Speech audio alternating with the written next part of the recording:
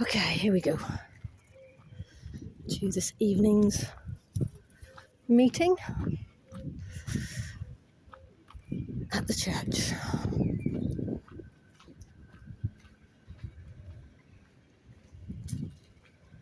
I recommend those guys.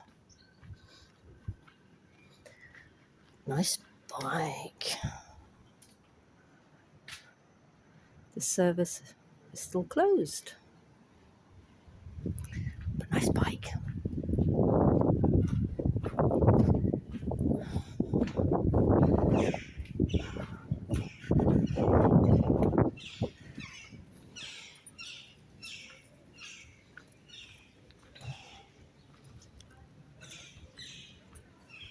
Gorgeous evening.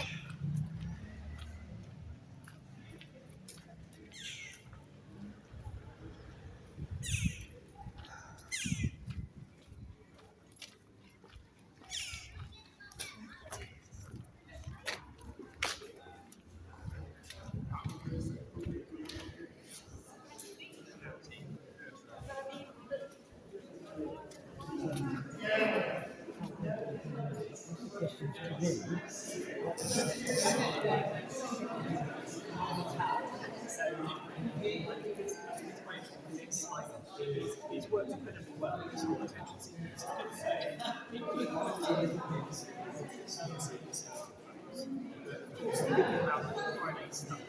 This is absolutely deadly serious.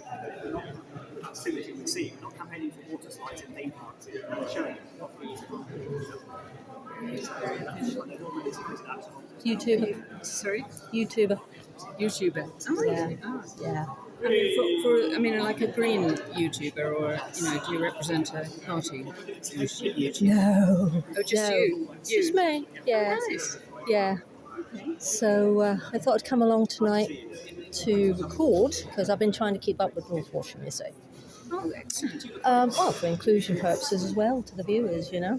I've already interviewed Steph today. Oh, good. Well, Duncan's wandering around somewhere. I see Duncan, and I'm sure he sees me.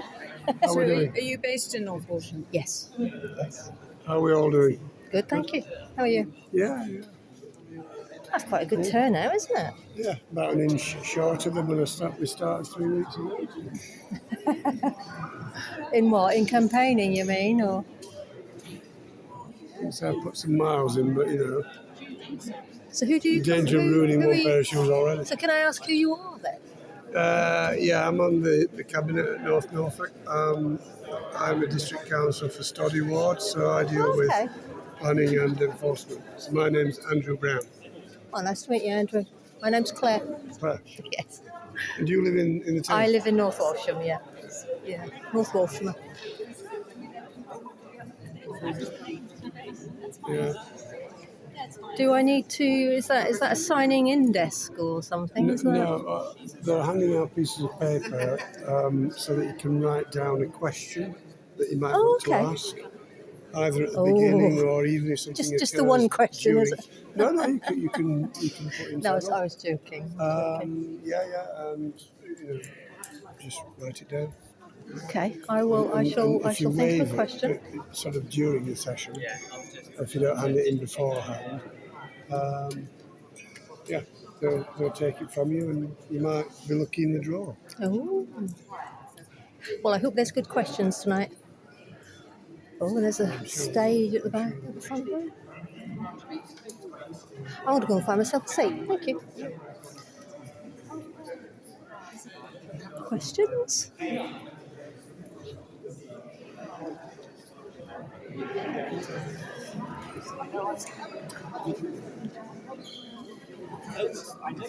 Sorry, excuse me.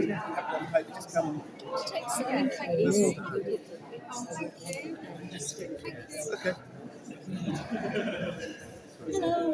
Hello there. Hi. If you've got any questions, could we ask you to write them because the chairman of the meeting Sorry, excuse me. But it's quite low slide. And if you've got them before the meeting, you can bring them here and we'll give them straight to you. Yeah. How's it going, right? Yeah, good. I've been enjoying it. Actually, we're into the swing. Condiments. Let's get a good seat.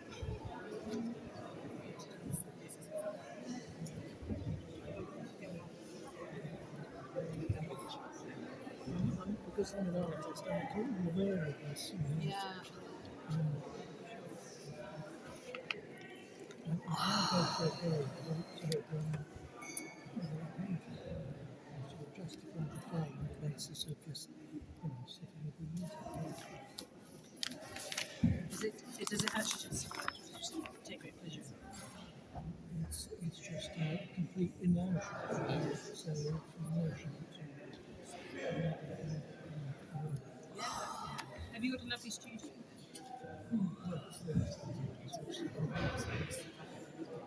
Looks like a day like today, which is the night. Yeah. I've actually got delayed it tomorrow. So I get my pictures from the local.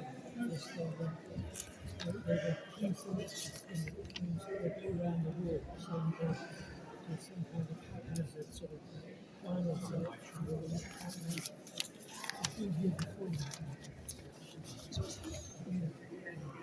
Sorry, I was reading just then. I do have I'm very closely involved in the new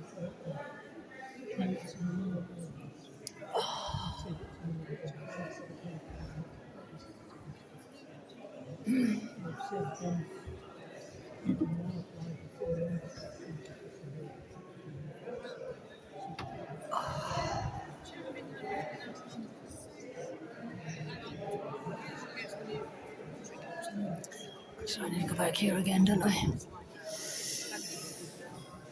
It's a bit of a schlep these days, isn't it? You have to think about doing it.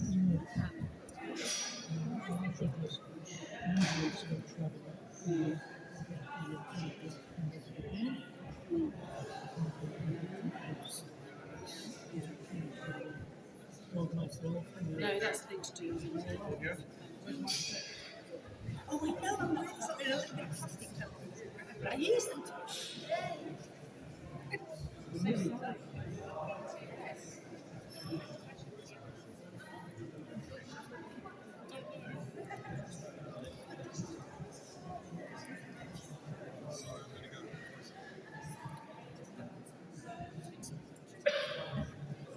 Places to here to get a decent picture.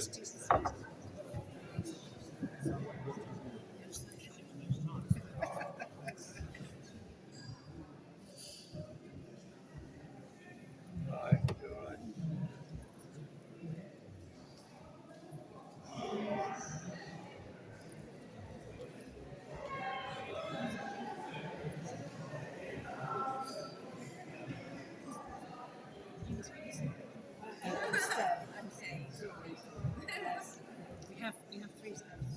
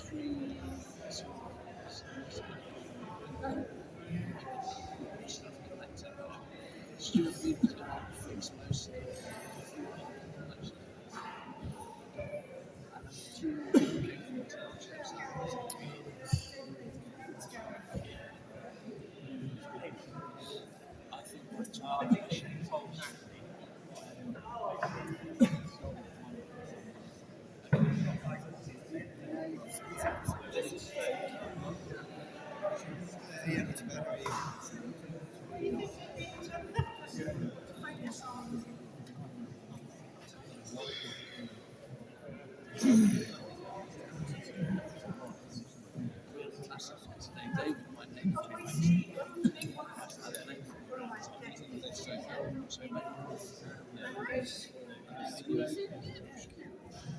And the guy said, no, I'll have them both. So it's got like that ambit, so I just want to make sure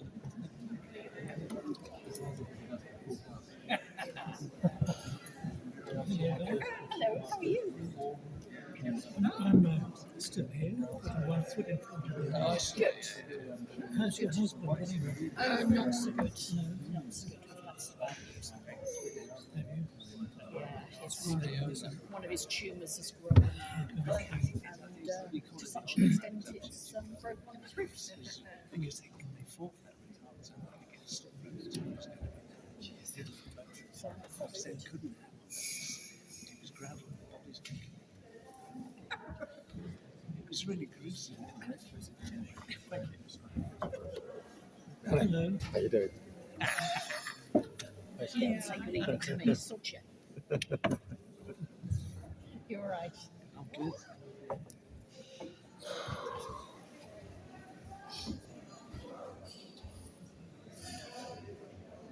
Do you have a question? I've registered my question. Have you? Has John? Okay.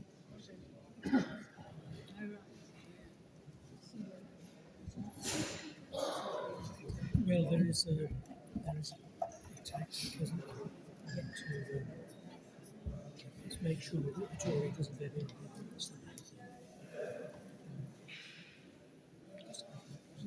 Emma Convict, she wrote.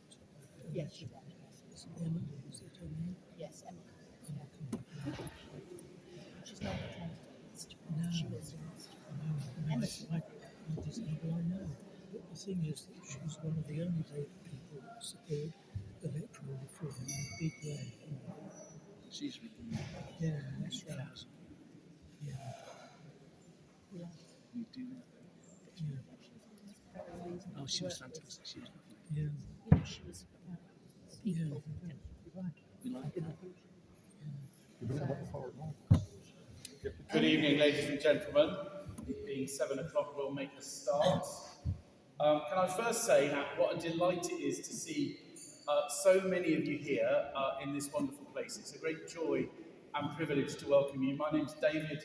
I'm the Vicar of North Walsham, and I'm also the chair of Churches Together in North Walsham, and it's under that umbrella that we've arranged this evening. So I have colleagues and friends from the leaderships of all the churches in this town welcoming and taking part, helping this evening. You are very, very, very welcome. I'll now introduce the candidates we have with us. We have Stefan Acklerode from the Liberal Democrats, Duncan Baker from the Conservatives, Elizabeth Dixon from the Green Party, and Jason Patchett from Reform. In the spirit of openness, Cathy, the Labour candidate, was invited and declined to attend. The format of this evening, I hope, is fairly simple. Many of you have contributed questions already. Thank you very much for those, particularly the ones that are laugh out loud wonderful in the way they're phrased. As the evening goes on, if you've got a bit of paper in your hand, or please go and get one from the back. If a question comes up into your mind during the evening, please hold it in the air. And one of my elves, I shall call them elves, one of my elves will come and collect them and they'll find their way to me. I will ask as many as we have time to ask before 9:30. In a moment, the candidates will all give a brief introduction to themselves and their reasons for standing and everything else. Then we'll get into questions, and at the end, each candidate, again, will round up at the end of the night. Thank you for being with us in this extraordinary place that has been stood through 900 years. Quite a few political turmoils this building, these walls have seen. And it's really good and important, I think, that we gather in a place like this that speaks of all kinds of continuity as we look forward to the future of our nation and back to the traditions that inspire us. So, without further ado, it's my great pleasure to introduce the first of our candidates, Stefan Acklerode. Thank you so much. Can you hear me, first of all? Great. one of the best bits about campaigning is you get to go to some extraordinary places, and I'm really delighted to be here with you this evening in St Nicholas's Church. Thank you to all of you for making this happen, and thank you to you for turning up. I think if people turn up, then change is possible. So thank you for turning up. I hope you have a lot of great questions. I imagine that those notes that David referred to were things like answer the question, or yes or no. So we'll see what you've got to ask us. I wanted to do a couple of things in a few minutes. David said to us, 10 minutes for your intro each. And then he said to me that it was actually a cleric's definition of brief. And so I hope to use quite a bit of that time to say some things that I think are really important I wanted to share with you. I'll give you a bit of background about me, where I've come from, why I'm standing as a Liberal Democrat, and also just to feed back to you some of the things that people have said to me on the doorsteps over the past few months, in fact over the past few years. So this is my place, North Norfolk. I was born and raised in Blickling. I spent most of my childhood living in a single-parent family. We were not ever forced to go without food or heat or shelter, but life was very, very tough. And when I became an adult, I was acutely aware, I think probably more so than some, about the burdens of responsibility that being a young adult in today's society means. And so, although I read something that was to do with politics when I went to university, I never in a million years thought that I'd be standing in politics. I didn't think that really through until about 2016, when I was approached to consider becoming a county councillor, which I did in 2017. And in that 20 years that's passed between me leaving home and being here, I have run a pub, made a film, set up quite a few different companies. Some of them have failed, some of them have succeeded. And I've done all sorts of interesting things that have led me, time and time again, to a position of great frustration with the way things do, or in fact often don't work in our country. I don't think that the state should behave like a business, but I have seen enormous change be done viably and positively and successfully by huge organisations, and I believe that we can change the way our society works for the better, and that experience has taught me a lot. I've also really enjoyed it, and I've really enjoyed the journey in politics so far. I was invited to think about becoming a county councillor. I was already by then a Liberal Democrat. I had read the manifestos, which puts me in quite a minority of people. I know most people don't read party manifestos. Very sensible choice, they're quite dense things. But there were some things that really captured me. I think anyone who says they are 100% anything is probably lying.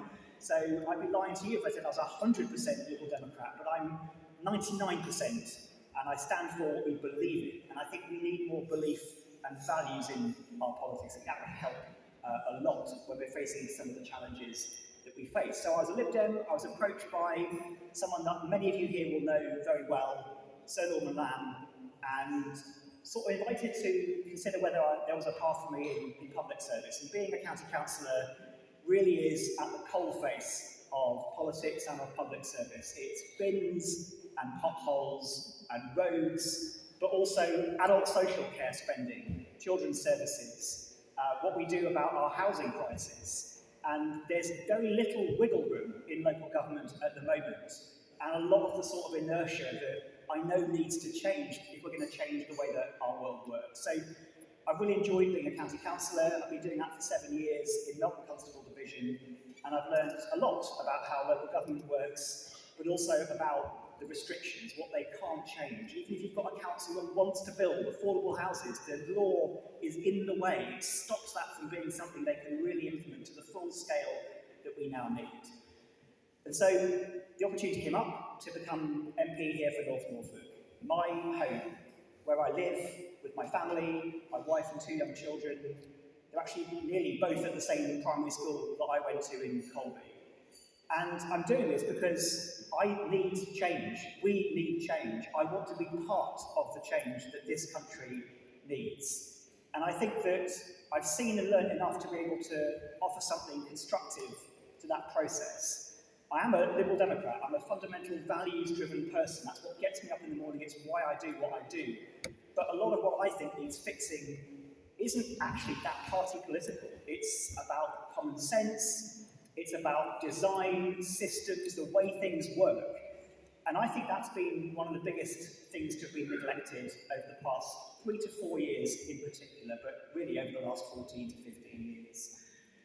So what have people said on the doorstep? What are the issues affecting North Norfolk and what can we do about them?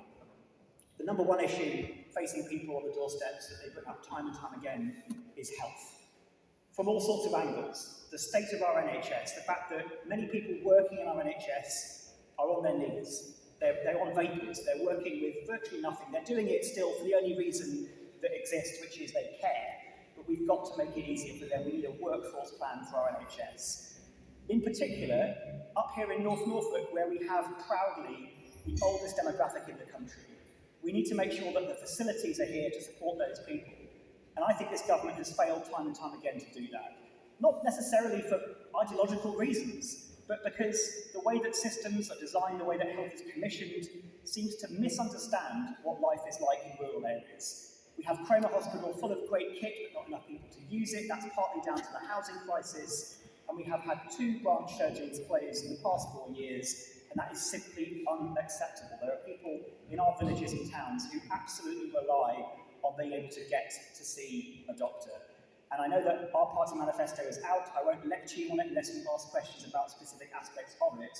But I think we've got some really good solutions for how to solve our workforce crisis in our NHS. And I will be your champion for health first and foremost. People talk a lot to me about sewage and the state of our waters. And I remember being a child when the old outflow pipe at Cromer was decommissioned and we were told that it's safe to swim in the sea. And I think it is an absolute disgrace that we've got to the place we are now where there are regular sewage discharges shutting our beaches and losing our blue flag statuses. This is simply unacceptable.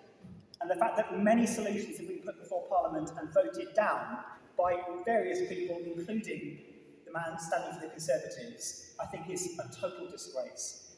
And I'm not just saying that to score points, I'm saying it because when I am elected, if I'm lucky enough to be elected, I will do what I think is right for us. It's people over party for me. I don't care what the whips say.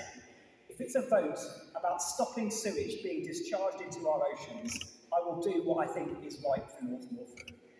And I think that's what people remember about Norman Lamb. I think they remember him as a hard-working MP, a good listener, a deeply committed campaigner, particularly to things like mental health, but they also remember him as somebody who knew who he worked for, and it was us. And I promise you that I will do that too. It will be people over party for me.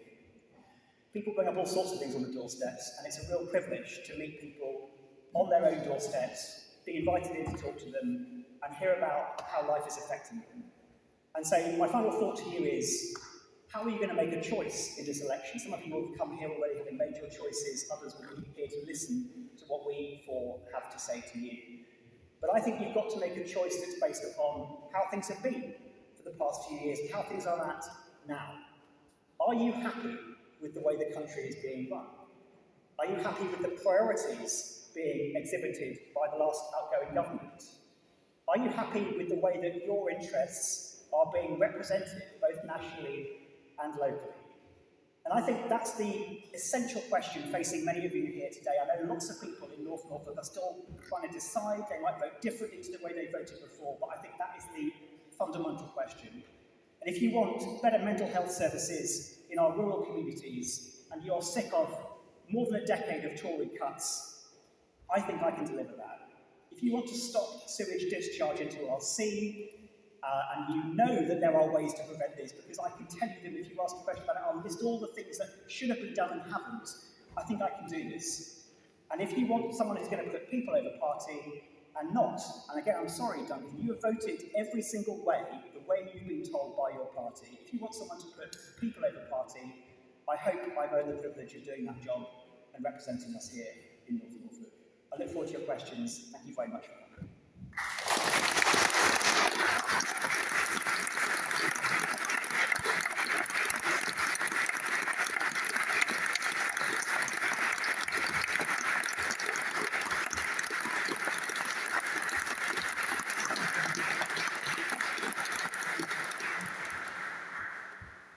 And now, Dr. Bay. Thank you, David. Well, good evening, everybody, and thank you so much for coming out on what is a beautiful summer's evening, about the first one we've had now for quite some time.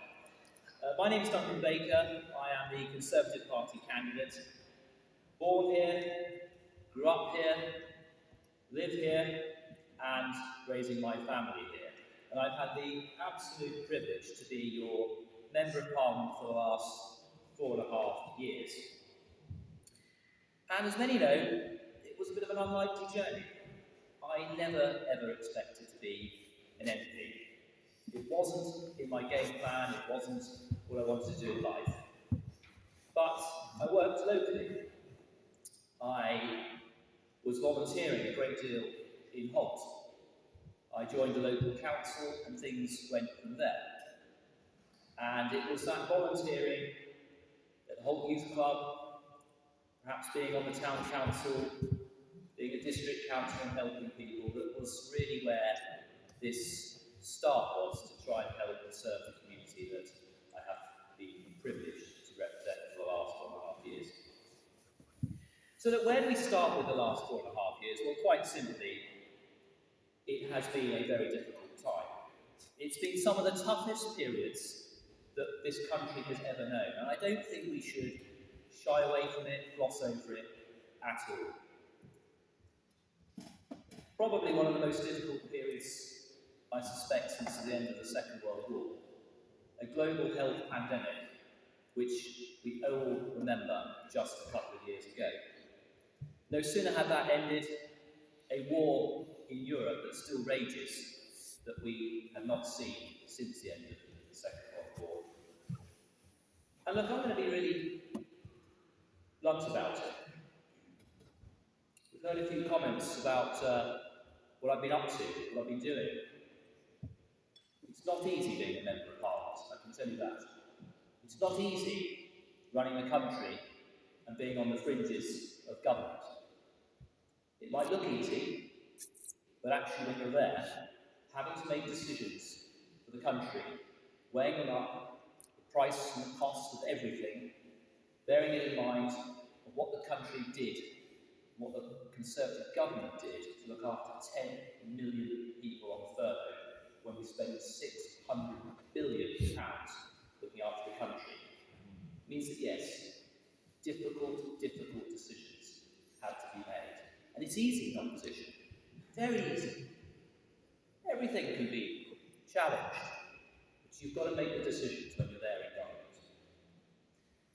And look, the economic, the social damage of what the country went through that period is still very, very real. And again, we can't just gloss over that. The world is in some of the most perilous geopolitical states I've ever known it. And there are people in this room a lot older than me, I suspect, for certainly the last 3 generations. What we're seeing in the Middle East, what we're seeing potentially in America, the political changes there, China, and also, of course, much closer to home, just under 1,000 miles away in Ukraine. But look, I want to be a bit positive about it. Actually, this is a wonderful country, and anybody that says it isn't or does it down seriously needs to look at what is going around the world. Growth is returning to the country. We are on the cusp of interest rates beginning to fall. We have managed the books so that inflation has fallen from 11% to 2%. Actually, stability in our economy is certainly restored.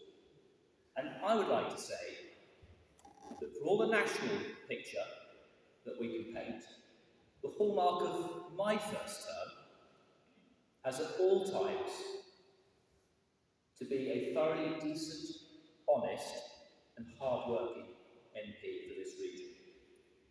And yes, I will say it, I have tried very hard to follow in my predecessor's footsteps, but in all party issues on one side, he was a jolly, decent and good man. But to me, it has and it is always about trying to help the communities around this area. And that's why I stood to be an MP.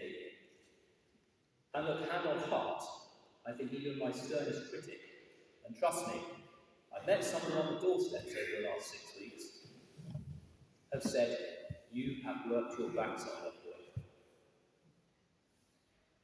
My office is based in North Walsham. Why? Because it's the largest community in the 400 square miles that I've been representing. And I'm so glad that I put it in this area. Because the largest community is where there is the greatest need. And locally, working from here, certainly enormous amounts have been achieved. There's so many of you I recognise in the room tonight who have helped me, and I hope a little bit I've helped you with some of the wonderful work that goes on in and around not just North Walsham, but the wider area. And the great privilege of doing this job is that you actually get to see those movers and shakers, those people in those communities, and there are many of you here this evening I recognise already, who do so much and make this such an incredibly special constituency to represent. And seeing what you do and helping along the way, I can tell you now, is one of the most rewarding parts of this whole role. And look, just look at some of the things that have happened over the last 4.5 to 5 years, because there is so much that we can be proud of in North Norfolk. We have made amazing strides with Cromer Hospital in the last 5 years. We've had a Macmillan Cancer Centre that's been opened. We've delivered mental health facilities on a Friday afternoon so that people really in need are getting to see proper psychiatric nurses. That is a follow-on from Sir Norman and the mental health work that he did. Our ambulance crews are now supported by more community first responders than ever before. Why? Because one of the initiatives that I suggested to the East England Ambulance Service from actually being in business and working previously was that if you don't give some of these people a bit of a reward, even just pay their mileage expenses, the cost of living and the cost of fuel means you won't get them signing up. We now have more people than ever before to support our ambulance crews. The absolutely appalling tragedy that happened on the road out to Swayfield last year that we all remember with the little boy that was killed. I held a major road safety meeting in North Walsham. For years people battled to improve that road through Swayfield and Nanton.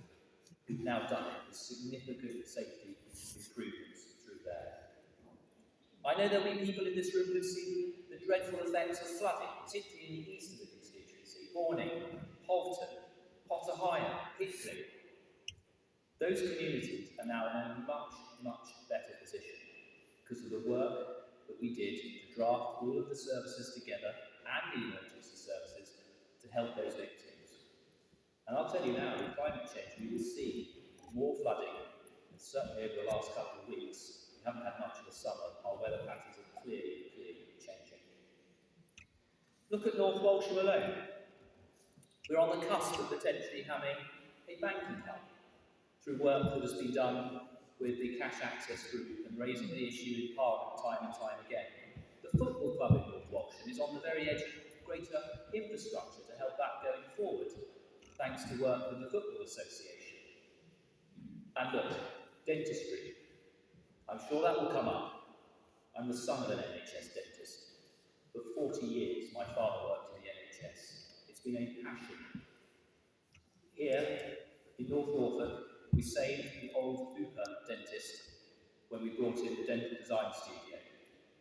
I was heavily involved in the negotiations to make sure that a practice brought out Hooper were paid the right UDA rates by the ICB that safeguarded the future of a practice that is now, when it can, accepting new NHS patients. And I'm very proud to have done that. So look, there's a theme. Whether it's banking services, post offices, dentists, I want to always make sure we preserve North Norfolk and make it better for each and every generation. And that's very much what my commitment is going forward from here. Individual MPs cannot change things unless there is a significant movement behind them in Parliament. It is a difficult job. It works as a pack of hyenas move in the right direction. It's difficult. But the things I want to do in North Norfolk, such as enhancing Cromer Hospital, delivering a dentistry school at the UEA, improving those black spots that we have around this area, actually delivering more than the 4 blue flags we have on our wonderful beaches and making it 7 out of 7, are all things we can do in this region. But whatever happens in the next couple of weeks, wrapping up, whatever happens in the next couple of weeks, my abiding memory will be that I have done my very best for this wonderful region. There's not a lot of downtime. Most MPs get bigger when they get into Parliament. I've got a little bit smaller. I'm very proud of the 114,000 I've raised for over 75 charities. It's those charities and getting to know those people that has been something I'm very, very proud of. So look, it's very simple. The utmost desire I have is to continue representing you. Why? Because if it's a local matter, or if it's a national matter, it matters to you, it matters to me, and I know that we can make North Norfolk even better than it currently is. Thank you.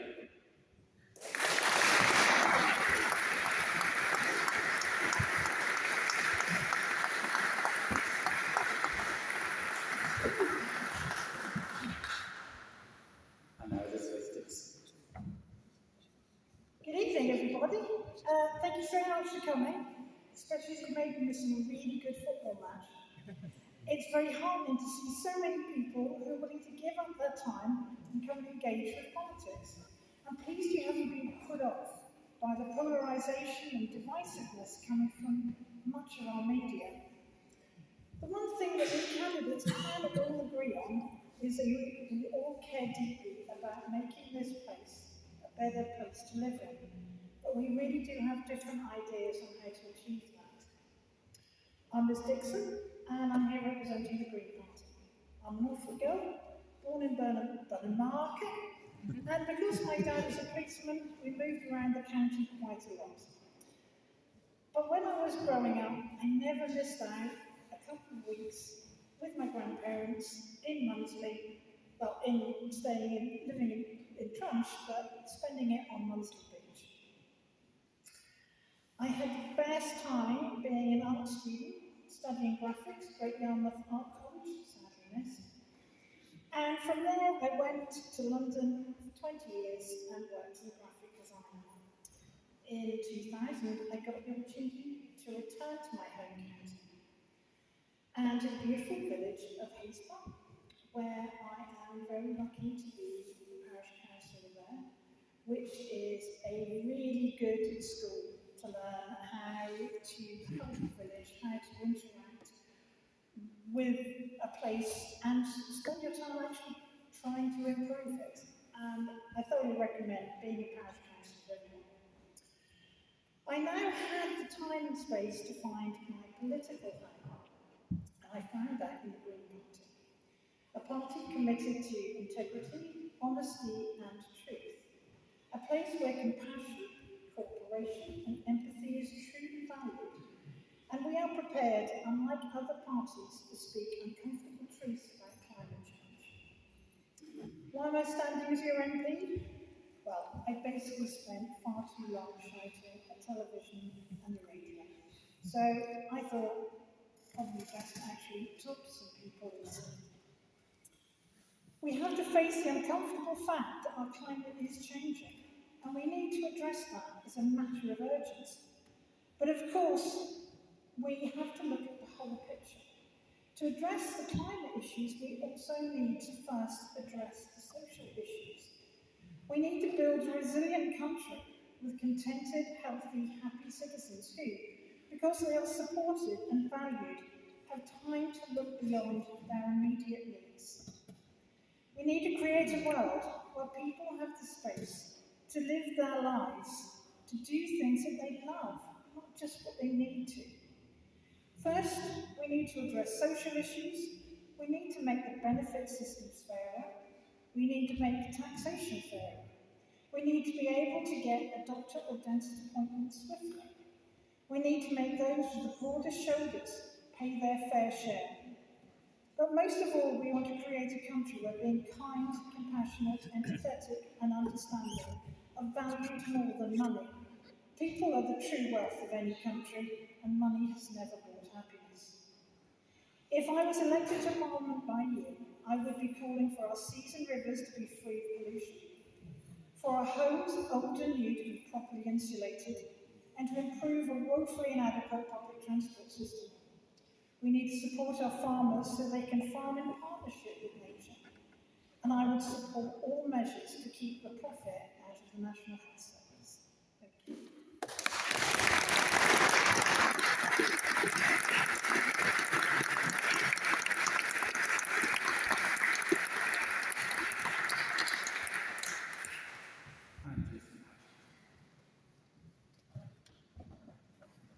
Reverend, thank you. Ladies and gentlemen, good evening to you. And of course, I echo the words from my opposition. Thank you very much for coming in this evening. Forgive me, I wasn't aware of reading the agenda correctly, so I didn't realise that's what would said in this speech. However, I'll do my best. Jason Patchett, Reform UK, born in Bristol South, from a very humble background. Very left-wing years ago, believe it or not, and then leaving the cusp of Bristol South, I decided to join the Royal Navy. 22 years where I grew and educated myself as an engineer. Saw the world, many experiences, saw poverty, saw action, saw a bit of life, as a sailor would do. Upon leaving the Royal Navy,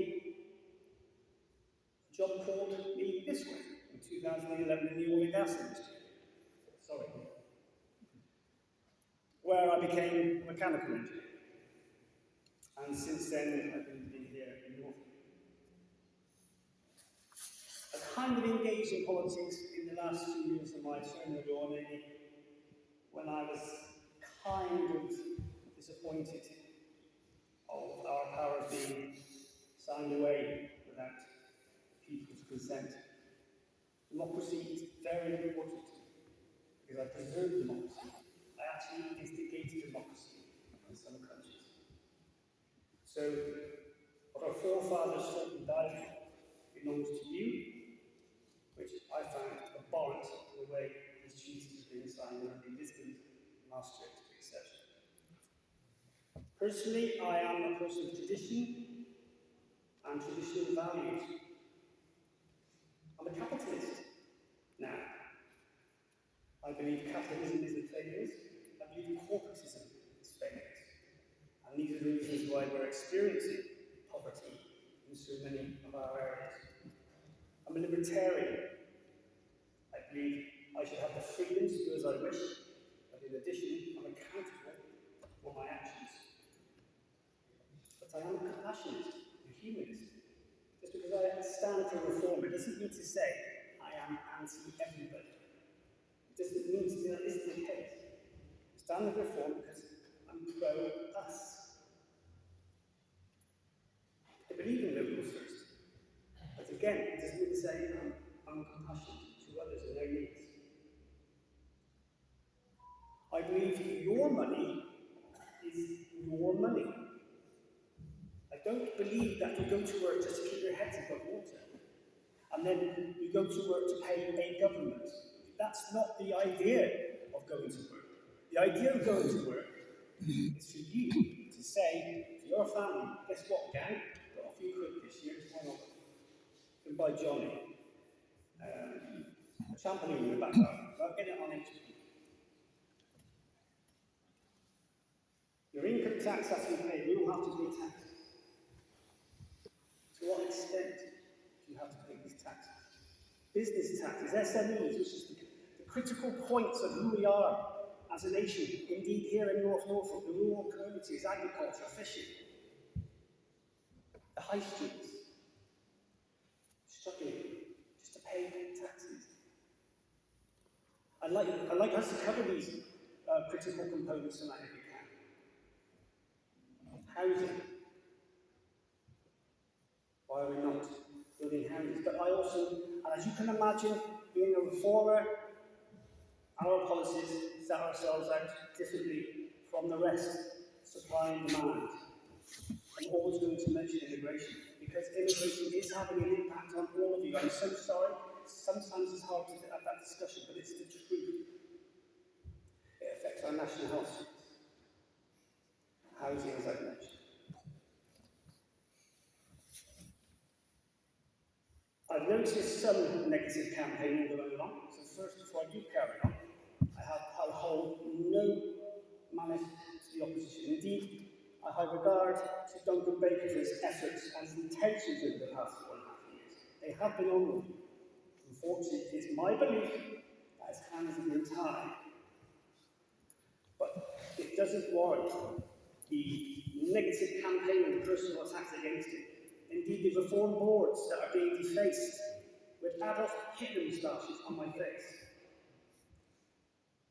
Have these children really lived under fascism? All I'm saying to you is I give you freedom of expression, freedom of speech, freedom of your own liberties, to be able to raise a board instead of saying, I'm going to vote for you, but I can't tell anyone to mind. That isn't what our forefathers did. The tipping point for me to come into politics was the desecration of our monuments on November the 11th last year, where I walked down the Mall. I would have done it alone if I had to. But thankfully, there was those of my mindset. Your personal independence is critical, whether it's in financial, whether it's in your families. So release yourselves from the impacts and burdens of big state. And you can make your own minds up of what you do. To be promoted, employed based on your own merit. From what efforts you put into your lives, whether through academia or in the workplace. You have to be employed on that merit. Not because you need to meet targets. As I said just now, I am not anti-them. We are not anti-them. We are pro-us. Thank you.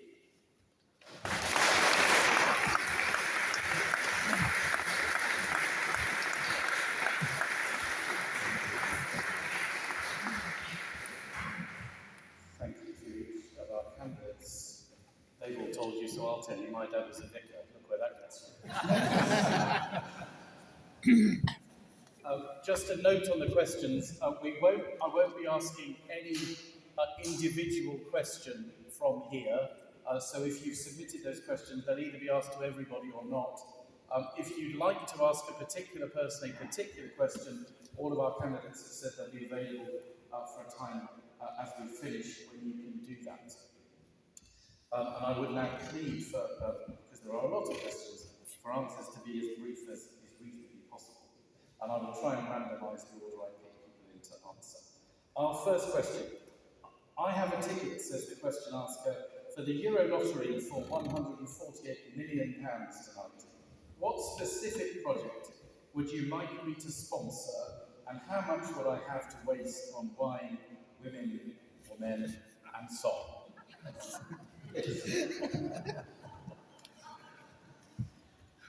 Whoever it was, thank you. Well, I think the priority, if that's coming tomorrow and we've got the money in there, to me, it's the health service. I think that's where I would put the money. Everyone here, I'm sure, knows someone who's on a waiting list, possibly on a waiting list themselves.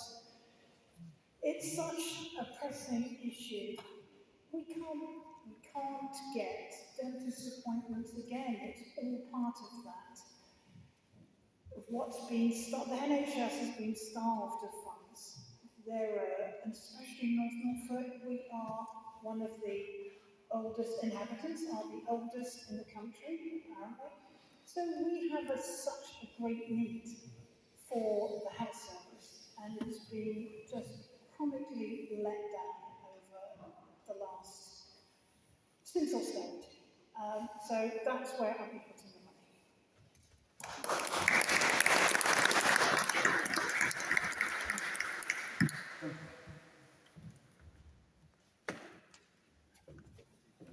What a great question to start off with. With £148 million, I think I could do an awful lot with that money in North Norfolk. And actually, no surprise what I would do with that money. Cromer Hospital is the jewel in the crown of our North Norfolk medical services. My father was born there in 1946. And what really worries me at the moment is that we continue to see a more centralised health service. Look, we've done well in Norfolk, there's no doubt about it. We're seeing the Queen Elizabeth being rebuilt, we're seeing James Paget being pretty much rebuilt, we're seeing, that's about £2 billion worth, by the way, and we're seeing 3 new diagnostic centres being built in each one of those hospitals. But actually, I would like to service Cromer Hospital with far more services. Wouldn't it be wonderful to have geriatric services there? Wouldn't it be wonderful to have stroke rehabilitation, dementia care unit? That sort of level of money would be wonderful in the health service to be specifically doing it there. But on top of that, the remaining money I would like to put into pension court. That has been, I know for many people around here, an absolutely key aim. We could really do something with that. I don't think reablement causes will ever come back, and I've been very honest about that. But one of the real struggles we get around here is attracting people to come and work here. We're like the Southwest, very, very difficult to attract doctors, dentists, nurses, healthcare professionals. One of the reasons, accommodation, far too expensive.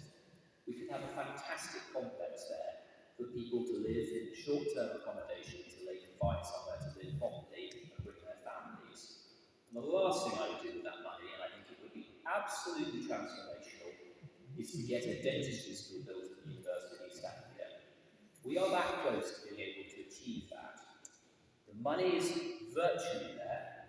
The problem is the allocation of trainee dentists. Because the government won't actually give you any dentists to train unless there's a facility built. That's been much of the work I've been trying to convince them. Build it, they will come. Imagine it, in 10 years from now, even better first-class medical facilities in Cromer, a dentistry school here with young, 60-odd dentists a year emanating into our local communities, setting up practices, and never a problem again with attracting healthcare professionals because they could easily relocate into North Norfolk. Transformational, and £148 million would do very nice.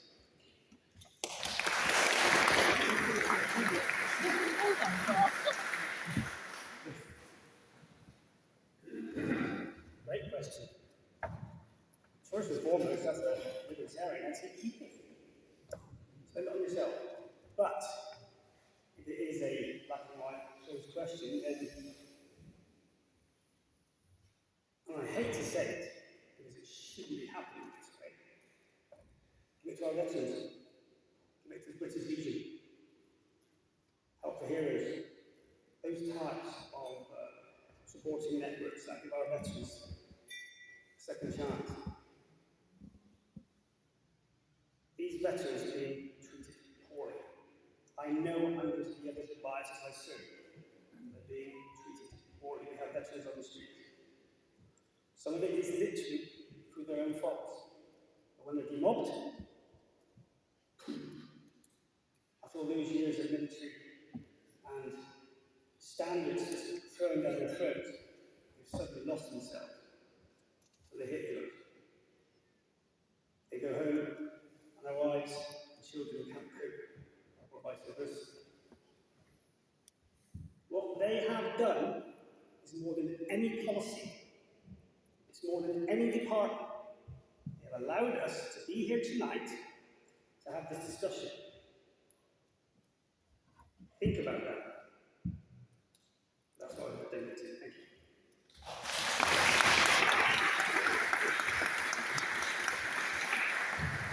Great question. I've done some back-of-the-envelope calculations, and I don't know quite how much your entertainment costs, so I'm going to go on some assumptions that there is definitely a good chunk of money left. I actually totally support what Jason said about the importance of looking after veterans. but frankly the health service benefits all of us, so it's no surprise that I would spend it on our health service. But quite specifically on reopening Benjamin Court and turning it back into a convalescence facility, I'm quite surprised to hear Duncan say that he would turn Benjamin Court into flats. We definitely have a housing crisis, but the reason I would put Benjamin Court back into being a proper convalescent facility is that convalescence works. When people are discharged from hospital, if they have a short stay in a reablement residential or convalescent facility, they are much, much less likely to be readmitted to hospital. They are much more likely to be fully rehabilitated into their normal lives. And that, my friends, I'm afraid, could happen to all of us in the course of time. It is absolutely shocking on an ethical level that people are being sent out of hospital to clear out the beds back into their homes where they cannot cope. And the idea of remote service delivery is a fantasy by Norfolk County Council. But what's even more shocking is quite how ridiculous it is. The fact that the hospital bears the cost of early premature readmission doesn't bother the budget holders at the county council who closed it. And last Wednesday, I put forward a county council members' call for action to challenge the very decision that was made last year, to give the staff their notice, to shut the service down, to hand it over to NHS estates, who will turn it into flats without even a minute for a public consultation. I look forward to carrying on fighting that fight, and if there's any spare change left from your wine or beer order, sir or madam, who posed the question, I would put it towards the Lib Dem manifesto commitment to mental health hubs in all our towns and mental health practitioners in all our schools.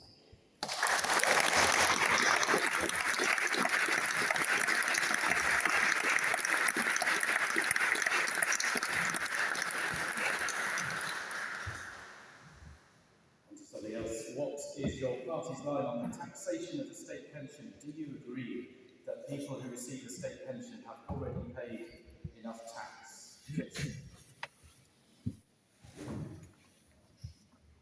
The basics is we want to increase taxation to £20,000. So that will take pensioners out of the tax bracket, those who have those small additional pensions. I agree with that. I honestly believe that pensioners should not pay tax. That's the basis of support of pensioners. They've done their bit.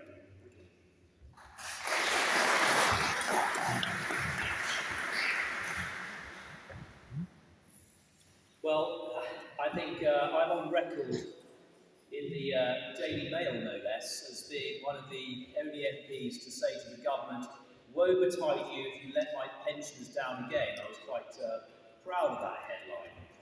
That all happened when, sadly, during the pandemic, there was the fiscal situation where we couldn't honour the triple lock. And I thought and campaigned that we would get it back. We did get it back. And pensioners received an 11.1% increase and then an 8.5% increase last year. But the problem with that is that obviously the personal allowance has not been able to rise in line with that increase in the state pension. So look, one of the key asks that I put to the Prime Minister when we were asked to help create the manifesto was that we do not ever tax our hard-working pensioners on the state pension. That is absolutely unforgivable for those people that have always paid into the state and then to start seeing their money being taxed. So that is a fundamental principle in the Conservative Manifesto, the triple lock plus. And that means that the state pension, which will always rise under the triple lock, but equally we will never tax it because the personal allowance will not catch up with it. It will rise in the same way as the triple lock at inflation, 2.5%, or average earnings. So look, whoever asks that question, that is a fundamental principle. When I am looking after the oldest cohort of people in the entire country, 36% of my constituents are pensioners, that we do not tax your pension, and that is a commitment that I make, and it is in our manifesto.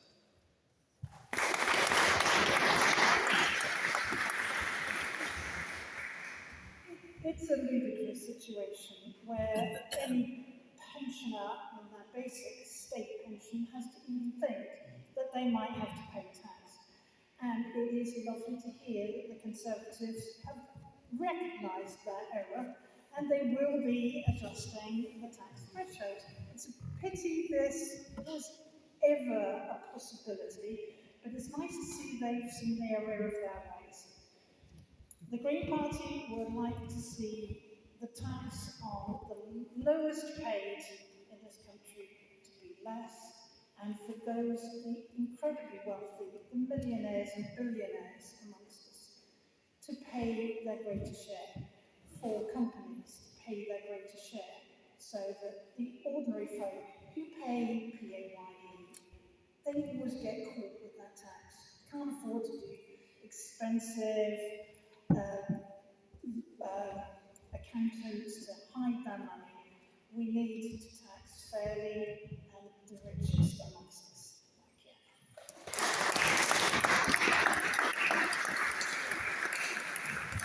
Thank you for the question. We have a public services crisis in this country. I do not think this is the time to be talking about tax giveaways. However, most of the Liberal Democrats' policy on being able to collect tax to spend on public services comes from corporation tax, from taxing big tech companies who get away almost scot-free, and from clamping down on the way that rich people hide their money and pay no tax at all. So let me be absolutely clear that we do believe we need more money to fund public services. What's very interesting is that I too support raising the lower earnings limit for taxation, giving people more of the first money that they earn. And let's face it, retirement tax, income tax, state pension tax, you are taxed on what you earn as an individual, whatever the source it comes from. So I think two points of note, that first of all, that the triple lock policy in the first place, which I think has protected pensioners to a great deal over the last few years of uncertainty. Liberal Democrat coalition policy, so popular that Tories couldn't afford to get rid of it. Also raising tax thresholds for the lowest earners, a Liberal Democrat coalition policy that was so successful that Tories couldn't get rid of it. We aim in our manifesto to continue to do that. When there is the time and the headspace and the bandwidth to lower the tax burden, we will always start with the lowest earners, and we will continue to push up the lower threshold for income tax and step away from this mad lie that pensioners have been told that don't worry, the Conservative government's looking after you, it's keeping the triple lock, but with the other hand, it's taking away. People that I know who are now paying £30 a month income tax, it's probably costing the state more to collect that from their pension than it's getting from that receipt in the first place. And let me just say one thing about WASPy women. This is sheer miscalculation and incompetence on the part of the Conservative government. We have proposed a settlement for WASPy women. We've been signed up to settling the deal for WASPy women for years, and that costed settlement is part of our manifesto. Thank you.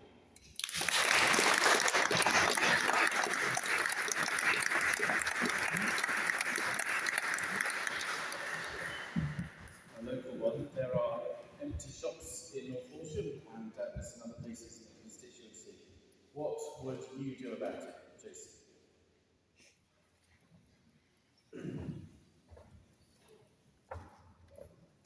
As I said in my opening monologue, SMEs is the backbone. People employ people. This is critical and a major foundation of our policy. We will lift the VAT threshold to 150,000, profit threshold to 100,000. We will raise business rates on the high street and recoup that from online services taxes. Our small to medium enterprises are struggling, and that is also being filtered out around the manor because we're losing people in work, losing people in the job places. So taxation literally is being affected. It's critical that we back these SMEs as soon as we're in power or in opposition. That is where we will get growth. Thank you.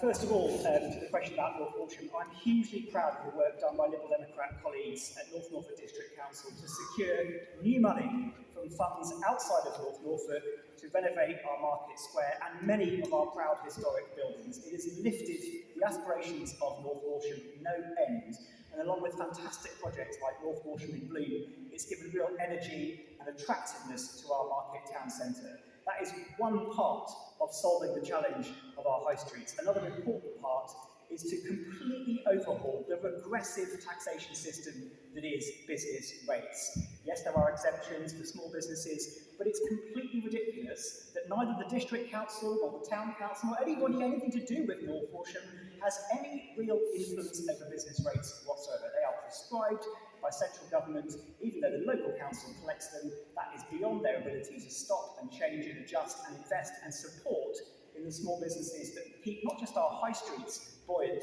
but keep our communities alive. And for me, part of it is about money, but it's also partly about motivation and placemaking and making it easier for people to support their local market towns. And there are great market town initiatives happening because of the communities in every single market town around North Norfolk. We need to be more joined up, more aligned, and pulling in the same direction, and stop talking down really good stuff when it happens. I know things like public toilets are expensive, and that's a huge, important investment in making our town centres viable places to come and visit. I'm really proud again of the work that North Norfolk District Council has done to rejuvenate public toilets and make those vital facilities part of what makes visiting our market towns so possible. The Conservatives used to be the party of business, and I'll let you recall what the leader, Boris Johnson, said at one point about business. Thank you.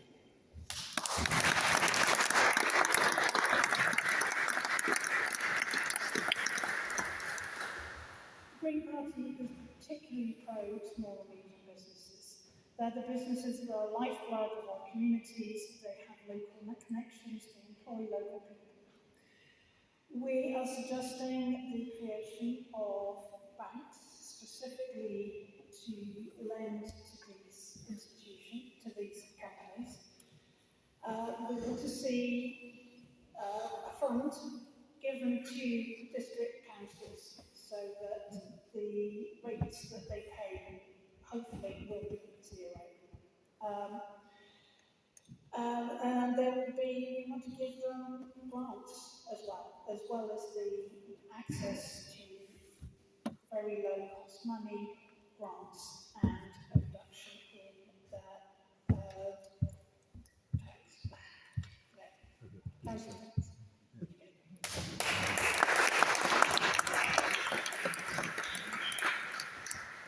That's a great question. And look, if there's not many things in life I know a little bit about, but retailing, the clue is in the surname, is that obviously my step-family run the oldest retailing business in the entire county, 250 years old, Bakers and Markers. So I was really interested when the new scheme came into North Walsham. And look, I'm pretty collegiate. I think the problem was that in North Walsham, the mistake that was made is if you impede footfall to come into a town by closing the ability for you to park easily, you will stop people coming in to shop easily. And what you've seen is fish and chip shops shut. You've seen the pharmacy in the town tell me that he has half the footfall that he used to have. You've seen the newsagent shut. And I made some very sensible suggestions to say, look, it's great for an entertainment space, but don't shut it off to pedestrianisation all the time. Look at the weather we have. We hardly have the climate to be able to sit out in a cafe culture all year round. So there were some mistakes. And I think the town has felt it. So the question is what do we do about it? So I'm not saying it's all wrong, but there are some changes you can make to make it better. And the first thing I would do is you have to recognise that technological change and internet retailing is absolutely changing the way we will go and shop. And we saw it before I became an MP at Bakers and Markers. It absolutely has revolutionised the way we retail. But there are ways you can fight back. And what you need is a really, really good chamber of trade, funded by the government, I would say, to really help a group of people to go out there with a surveyor perhaps and find an anchor shop, perhaps a few of them, to come into this wonderful town. It can be done. Don't use Holt as the analogy. That's a different type of town. Use somewhere like Aylsham that did it around the year 2000. It wasn't like it is today. It's a really bustling, fantastic town. North Walsham is a fantastic community, and there are things you can do. So what I would do is I'd get some real decent grant funding in to get the Chamber of Trade really working, to create some sort of Love North Walsham scheme, to go out there and find some really decent anchor tenants to come in and show the potential that this wonderful town can have.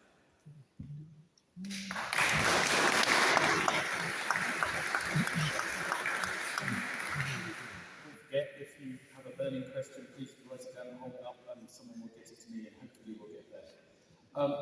Next question. Do you think there should be a cap on universal credit? Some claimants seem to receive more in benefits than many people do in full-time work. Yes.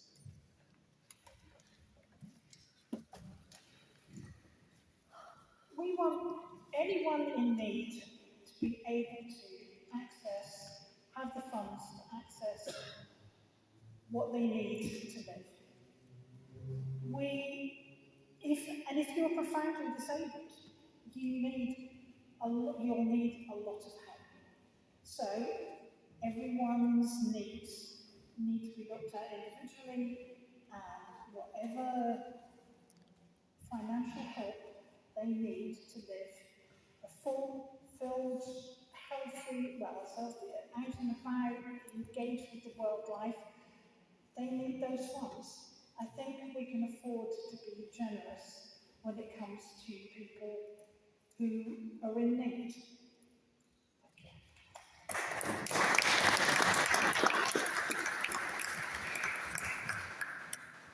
Look, again, one of the great privileges of having been the MP is that my office does help with people every single week that need help and support out there from the welfare state, and particularly universal credit. Universal credit was something brought in by the Conservative government. It was one of my colleagues, Sir Duncan Smith, who brought it in, and it has been an absolute success, there's no doubt about it. Thinking back to the pandemic, the DWP was absolutely a department that did an incredible amount of work and helped people through that period of time. So, yeah, I do agree that actually there is a limit, because work should always pay.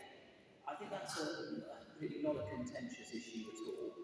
That what you put into life, you should get out. And that for everybody else who is a taxpayer and who's working hard, obviously, go back to that fundamental principle. You should end up being able to get out of life what you put in. But that doesn't mean to say that people fall on difficult times. And that's why you should always have a proper, decent welfare state to help people that need that safety net around them. And I think that actually, we have always maintained that for the last 14 or so years. The universal credit scheme has been a great success. But what has also been a great success is that we, with the government, brought in the national living wage, bringing wages to the highest levels they could ever be, so that people that do work and work hard all week are paid properly and fairly. And actually, I get complaints. I get complaints from small businesses that say, oh, you're putting the national living wage up all the time, you're eating into our profits. There's a balance there, isn't there?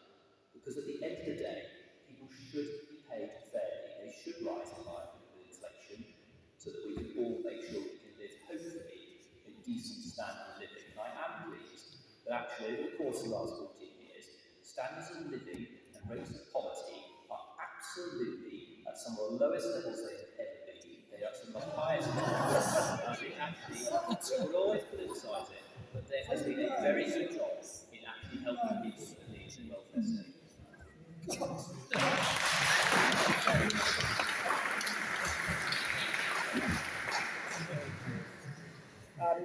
What price a human life, folks? I think if we're going to cap universal credit for ideological reasons, we're going down a dangerous path of capping the amount we're prepared to spend on acute medical assistance within our NHS. Is that really a direction we want to go down? I do think there have been some aspects of the universal credit scheme that have improved things. I think people who are coming out of universal credit are earning more per pound of what they're earning on top than they might have done under the complexity of the legacy systems it replaced. But the big problems that are facing constituents in North Norfolk at the moment with universal credit are actually to do with unfair appeals, the 4 months without a penny of income while the appeals process grinds through, leaving people destitute, even though the appeals process is finding in favour for more than 80% of appealants. This is totally unacceptable and unfair. If you want to reduce the universal credit bill, tackle the underlying causes of poverty. If you're serious about tackling the underlying causes of poverty, tackle the deficiencies in our healthcare service, our systems, tackle the lack of affordable housing, tackle the lack of public transport, and the lack of adult training and further education opportunities. Thank you.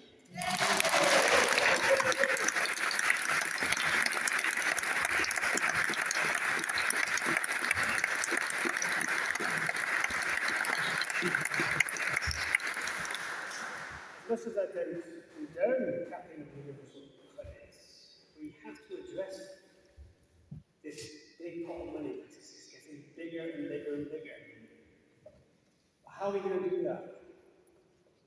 I believe that we should entice people back to work. Entice them that you don't have to do the 16-hour cap. Let's raise the tax threshold to £20,000. It looks appealing to go back to work. This will help this budget shrink and reduce. But the budget, the credits become part of your life, become part of your income, become part of your calculations. So that's the mindset that we're trying to hope to veer away from and entice people back to work. And as we highlighted before, work is good for you. Work is a stimulant. Gives you a bit of get up and go version to achieve something every day. But yes, I do not believe in having the credit system, but let's get you back to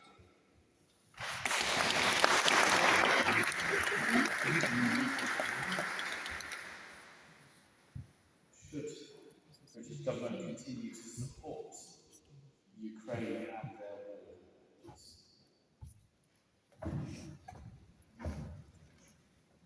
Well, the answer for me is yes. We have to, and it's not just black and white, unfortunately. If the West in general doesn't support Ukraine, then this is an open target, an open goal for Putin. The vulnerabilities along the eastern and western lines are immense. The Baltic states, so vulnerable. The back channels that are going on currently with the financials from the West must continue. We have problems in the United States. But yes, we must back Ukraine. I don't go to the extent where we put boots on the ground. It has to be financial and through defence mechanisms.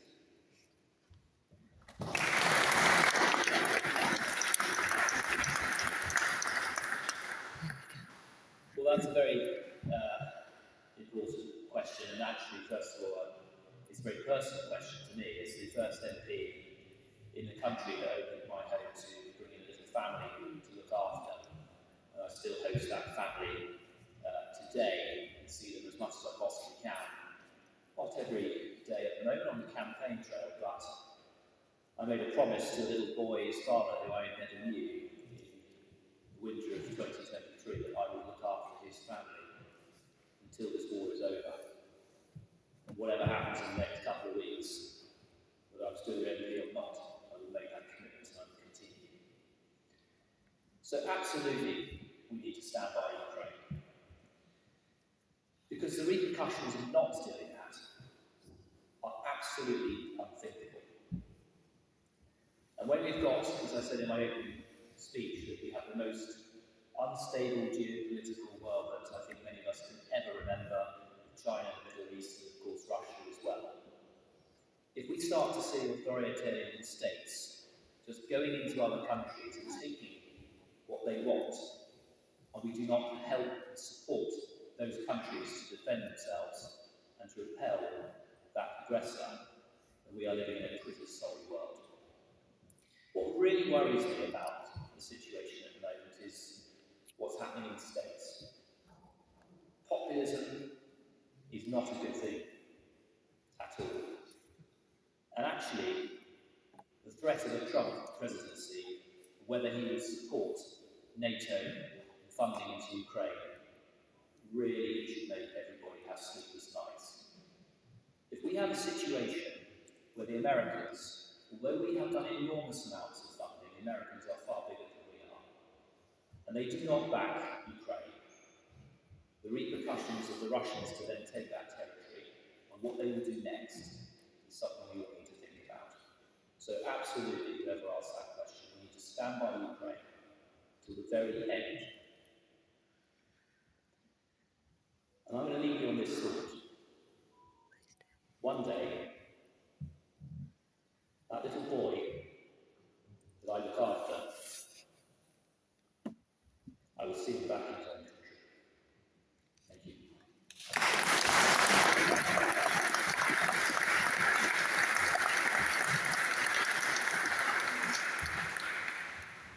Should the UK support Ukraine and their war? I mean, in short, if you want a one-word answer, yes. I think my concern is that it isn't really their war. They were illegally invaded. So should we be doing all we can to try and help support their repulsion of the Russian forces who've illegally occupied them? Absolutely. We're not a major military power anymore. We need to work in partnership with other nations, all of whom have military apparatus and can work together. And I'm deeply concerned about some of the big geopolitical factors that are influencing the discussions, not just in Ukraine and Crimea, but also in the occupied territory, Palestine, the West Bank, parts of Israel. So I think that, I should also say that I think what Britain has done in welcoming people from Ukraine and providing hostage to them is enormously admirable. And there are many, many people who have quietly done this and continue to do it quietly, and my thanks go out to you. I was very proud when, in a recent conflict, our leader was the first major political leader to call for peace. We simply must call for peace. That doesn't prevent discussions and negotiations, it doesn't stop the liaison, the diplomatic relations happening behind the scenes, and it doesn't mean that the war will stop straight away. That must be our aim. And in all these things, the sooner you start to talk about and call for peace, the sooner it eventually gets there.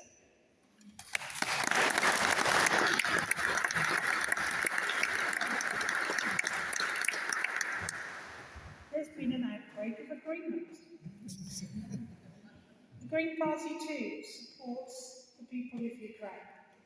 It's unimaginable of any of us here if we were invaded. We are quite prepared and want to support Ukraine in their struggle. To allow Putin to get away with that is a danger to us all. So it's actually in our own best interest to do as much as we can to stand up to aggressors.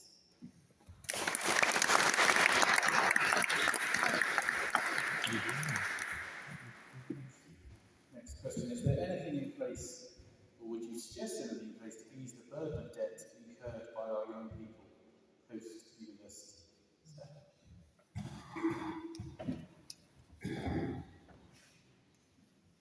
One of my biggest bugbears in our education system is it appears to have one thing as its main priority above all else. We still seem to value university education far, far more than we do other forms of post-school leaver age education and training. I think the best thing that we can do to support our young people leaving full-time education is to fully equalise vocational, but not just manual or physical roles, but also training that you are best done on the job. That can involve a lot of classroom learning as well, but there are certain jobs and professions that I believe are best trained for on the job, and yet our assumption that those that have the skills or the wits should go to university for 3 years and incur that level of cost, no matter how it's funded, I think is a false assumption. If we look at other European economies, their workforces are the source of strength behind their resilient, successful industries. And the reason they have workforces with the skills and scale to be able to resource manufacturing, advanced technologies, digital technologies, is they invest seriously and equally in different paths post-18. I would love us as a country to get behind that idea in principle, and I think it's incumbent on the next government to get behind it in practice. Apprenticeships, fantastic, but we've fallen well short both of the uptake but also the range and diversity and credibility of them. There is so much more we need to do, And that is, in my view, the way to reduce the total debt burden of our school leavers and our young people.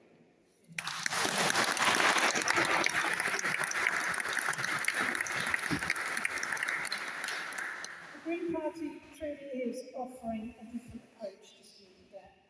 We would, in the future, abolish all fees for universities, any kind of further education. I was lucky enough that when I went to art college, I had my fees paid and I received a very small grant. That left me finishing college debt-free and ready to go and work. So there's also the legacy of debt owned by students. So there is proposals for a fund to reduce interest and, in the fullness of time, to reduce and remove the debt that students have already got. But in the future, they won't be getting, and they will also want to introduce grants, as I benefited from. So it's, no one else is prepared to offer that, and we're prepared to tax the wealthiest so that that can happen.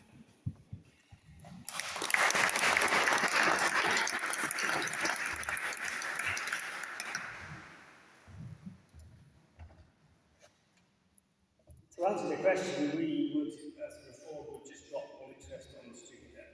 All of those interests would be gone to help them. It's a difficult one regarding student debt and loans. I personally believe we need to have free education universities for people who study STEM subjects, science, technology, engineering, etc.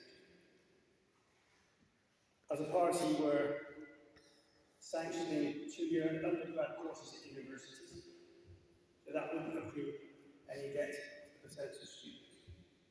We have to get a grip of our the vacuum of trained students in this country, so we need to assist them as best as possible for the future of this country.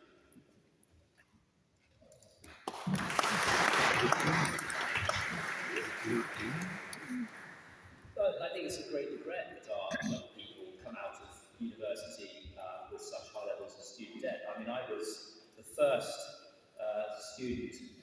first rung of students that went through, I think, about 1999, after the 1997 Labour government was bringing in tuition fees. And of course, it was £1,000 back then. What is it now? About £9,000 and rising.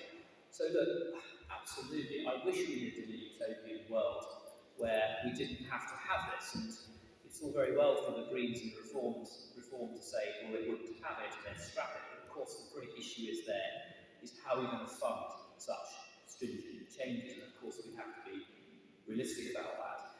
But what it comes back to is that actually what we do need is really good quality jobs and a variety of jobs to lessen and deal with the impact. I've been a huge proponent of apprenticeships in this area. I've run multiple fairs on it. And apprenticeships offer an incredible route to getting into paid employment and a career at the end of it. I remember when I was in business giving opportunities to young people that came through the door that just didn't believe in themselves. But actually they were so bright and intelligent. It's just nobody had given them an opportunity. So that across a range of sectors, I think apprenticeships, if people don't want to go to university, and not everybody should go to university, because it's not always for everybody. And so there's a variety out there. There's also degree apprenticeships, which I think would provide great chances to get to work. But what we don't do very well in North Norfolk about, I'm going to bring it back locally, is shout about actually the talent we have and some of the career opportunities that we have. We get very bogged down in the leisure or tourism or agriculture. But within that, there are some fantastic opportunities around this area.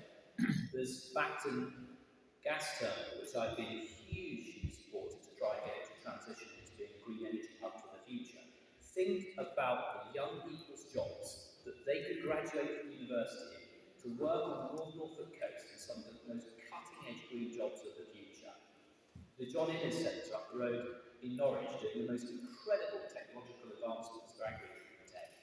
So look, what we've got to do is make sure we shout about North Norfolk and some of the incredible business opportunities there are here, because I just don't think we do that well enough at all at the moment. And look, let's be honest about it.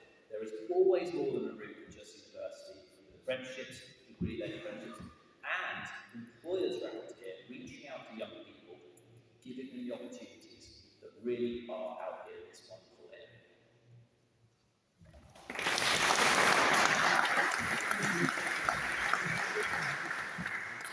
If any of you are discovering that pews aren't made to be sat on for this length of time, feel free to stand up and move around, keep the blood flowing. Our next question. What would you do about the provision of special educational needs support in North Norfolk? Jason.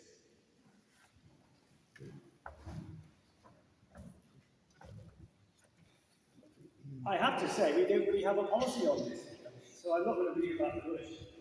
It's a difficult one to answer from a party perspective, but clearly from a personal perspective, we've kind of overlooked the special educational needs in our schools, especially when it comes to those with mental health problems. There are an array of factors to these complications. I honestly believe that COVID isn't over, and generations of kids need to be supported because of that, the impact of COVID and the lockdowns, which I disagree with, by the way, apart from the first. I also disagree with. I'm also well versed on the fact that the support networks for these children in schools when it comes to bullying, online bullying, etc., that needs to be there. We need a lot of mental health support for our children. But I'm also an advocate for understanding the needs. There's not much I can give you. I'm not well versed, as I say, but yeah, support them in full capacity.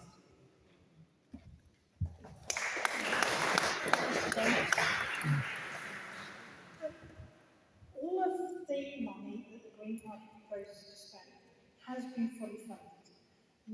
We're not plucking money out of the ether.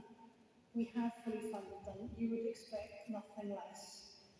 When it comes to special education needs, we want to spend £5 billion to enhance the provision within mainstream schools. We want all schools to have accessible buildings, specially trained teachers, and we want to give local councils the funds to be able to provide the transport for the children to get there.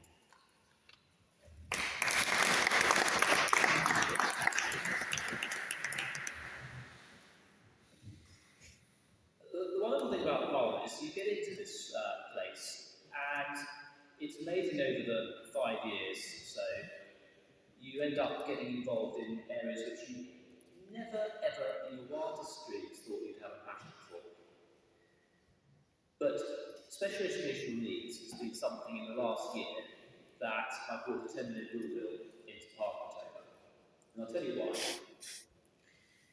Not a week or so goes by in my office where we don't get an email from a parent absolutely desperate to get their child who's got some special education need into a school place. To be honest about it, it's a terrible situation around the country. It is actually better in Norfolk than many other counties, and that is nothing to be proud of. So the reason I actually brought in this 10-minute rule bill is because of the amount of parents coming to me who were not getting their child the special education needs they wanted. One of the biggest problems that we discovered, I've been working with a wonderful charity called Ambitious About Autism, is that initial teacher training qualifications have absolutely no mandatory module to help train teachers in special education needs. I find that absolutely shocking. Why on earth and how on earth can teachers train to teach children, and yet they do not have any basic training to spot the signs that a little child might have ADHD or autism or some other special education need. And so a lot of lobbying has been going on from government. They are listening to my 10-minute rule bill until obviously Parliament is dissolved. That actually this would be a game changer, because anybody who's got a child who's autistic or any other special education need will know that early diagnosis is absolutely key. I'm fed up with seeing parents come to see me that have said, Duncan, my child has been written off at the age of 12 or 13 when they got into high school. They were labelled as troublesome. It wasn't until the Senko identified they weren't troublesome. They had a special education need that has not been detected for years and years and years. And it places enormous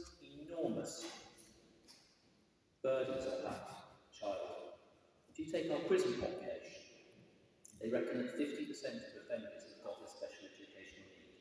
The life chances of somebody with a special education need who's not diagnosed until later in life is enormously detrimental to their working career. So this is just a start. I think the provision in Norfolk is absolutely not good enough. In the country wider, it is appalling. And there are things that we should be able to do. And one of them is to actually help our teachers. Teachers are wonderful people, but let's help in the initial teacher training module, a very basic level. If your child is 6 or 7 years old, that they're identified quickly, and get into the system to get the help and support that they need.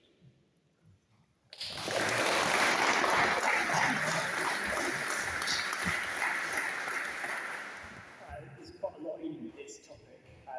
I don't disagree with the need for teacher training, autism awareness, nor the need to deal with the enormous backlog, particularly bad in Norfolk under Conservative-led Norfolk County Council for EHCP diagnosis. It is a scandal.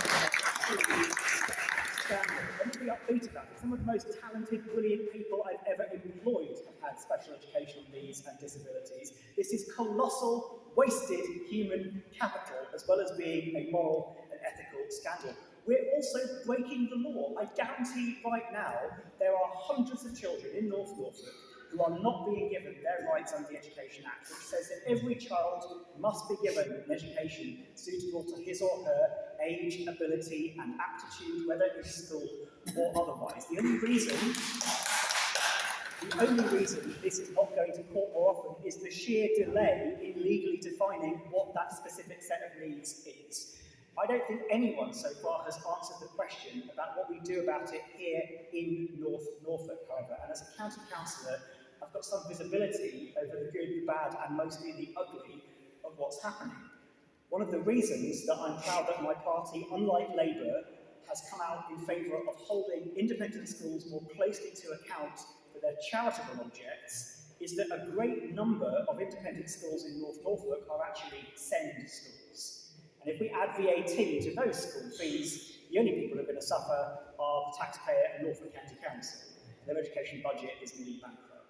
I've been aghast to see that Norfolk County Council is trying to reduce by 90% their reliance on those independent schools by building so-called super schools for special educational needs and disability.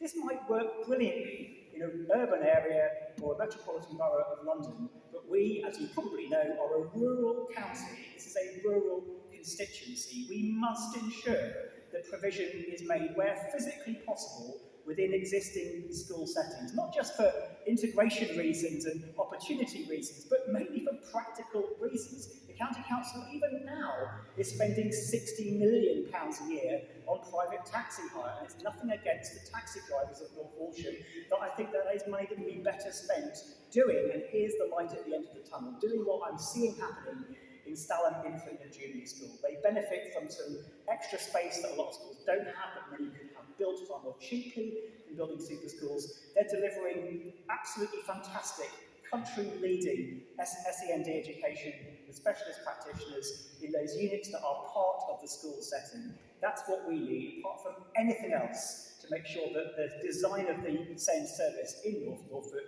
meets the rural reality of our population demographic.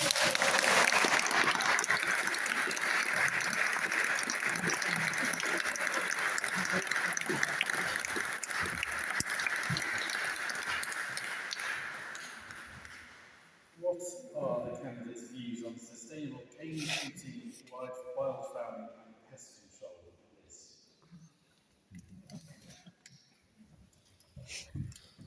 The Green Party doesn't really quite understand the pleasure that anyone could get from killing anything. We would actually really look at any activity that involved killing as an entertainment. Which is different from humanely dealing with an animal that is either a problem or is going to be eaten. But to rear animals so that you can enjoy killing them, just and particularly to myself, I do not understand why that is going to be a sport, a pastime, an entertainment in killing things. So we're all for the rearing of birds for food, it's fine, but to include a sporting entertainment element in that, we cannot.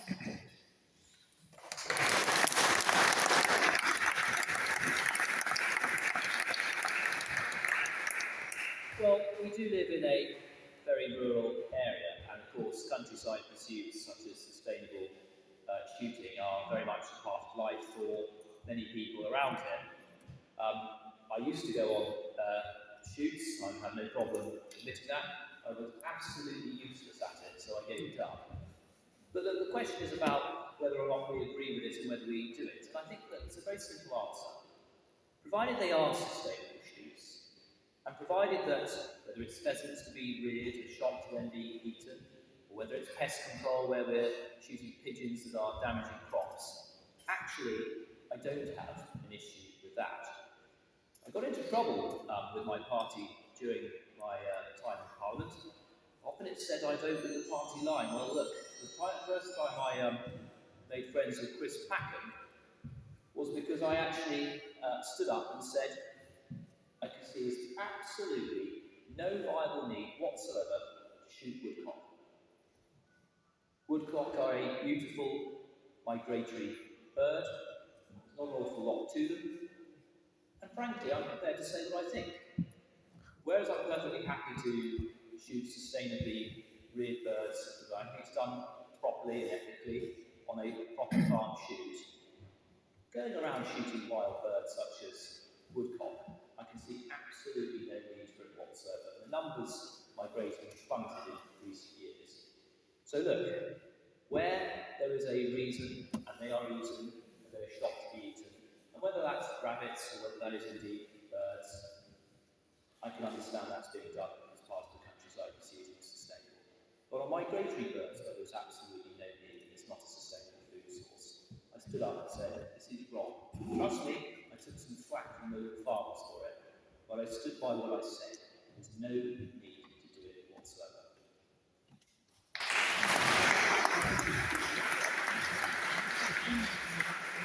I agree with what Liz said in her opening remarks about blood sports. It might, however, surprise you to know I'm actually quite a good shot, but I've never been on a shoot. I'm pretty good at clay pigeon shooting, and I enjoy it, but I don't see why we should be treating killing things in real life as a fun thing to do. Actually, I think most farmers are concerned about the changes to the environment that are happening, and in particular to the effects of overpopulation of deer herd. You might have noticed more and more roadkill on our roads in North Norfolk recently. This is happening because of changes in the balance of species, and deer are now starting to graze without fear in open pasture, and that can decimate crops, but it can also decimate woodland, and it causes all sorts of imbalances that affect all sorts of things from the biodiversity and ecology, something that I'm passionate about, but also to successful, profitable crop farming, which I'm pretty committed to as well. So I think that in a rural area, shooting for pest control, but also, frankly, shooting for population management is a necessary part of balancing the ecosystem, even with the greatest wilding aspirations. I think there's a lot of policy work to be done to reduce the carbon impact of meat consumption by encouraging people to try local venison. I think the government did try and do a campaign to encourage it at one stage a few years ago that just drove up the import of New Zealand venison, which is probably the worst of all worlds. Sorry, Kevin, nothing personal.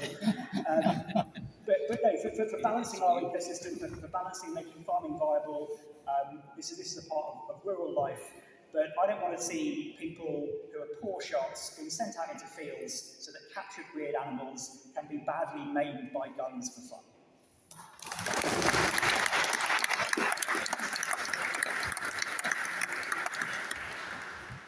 Well, Reform's policy on this literally is to set country sports.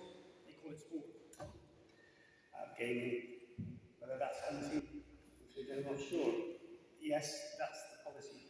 It clearly backs up the local community, employment, etc. It's traditions, it's heritage, which we've been doing for hundreds of years. Myself, hunting with dogs, not my cup of tea. I do not agree with that. But to the sense hunt, etc., yes, I'm all for that. I think we've reached a kind of happy medium, as long as that legality is met. As previously mentioned, there are an oversupply of deer, etc., and the ecological surroundings of this need to be addressed. So in the main, I believe in country sports, but to a limited extent.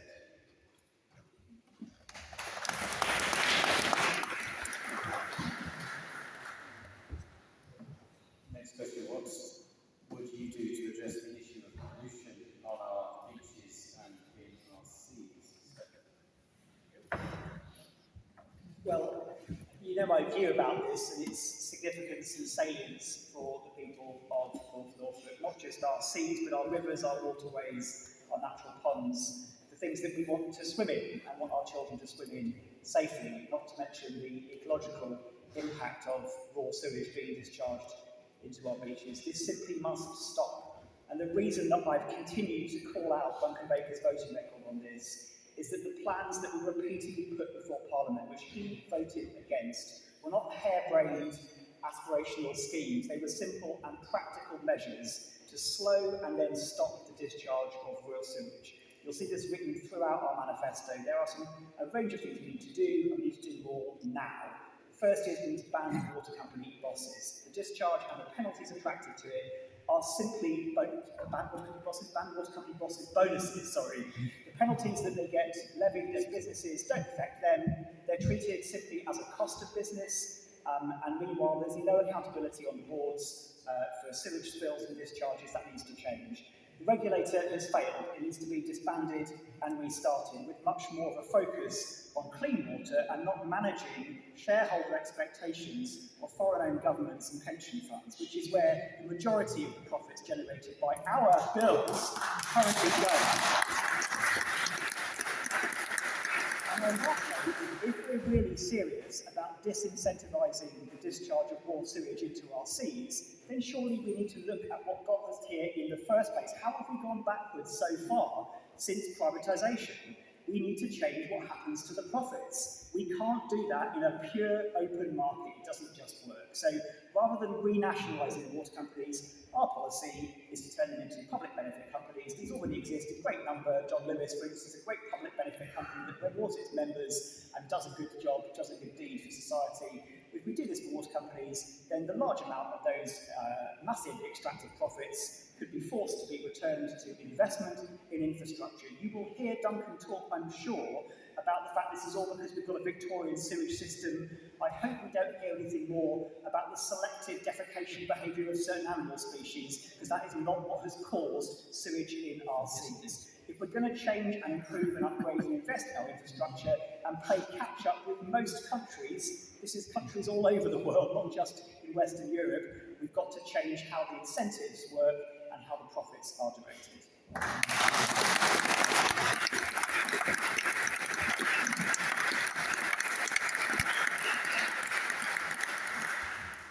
you leave port on a ship, you cannot pump that stuff into the sea until you're 12 miles out.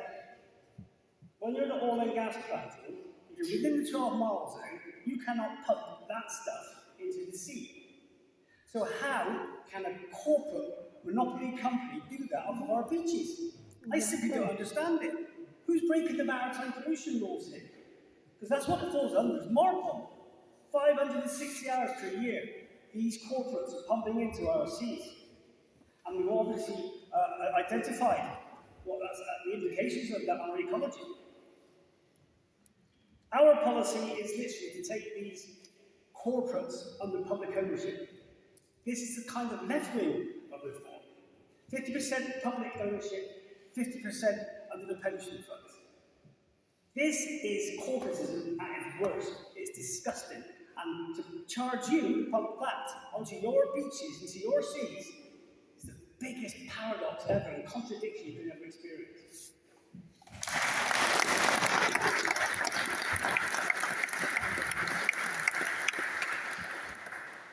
So look, let's find first of all, why are we even talking about this subject?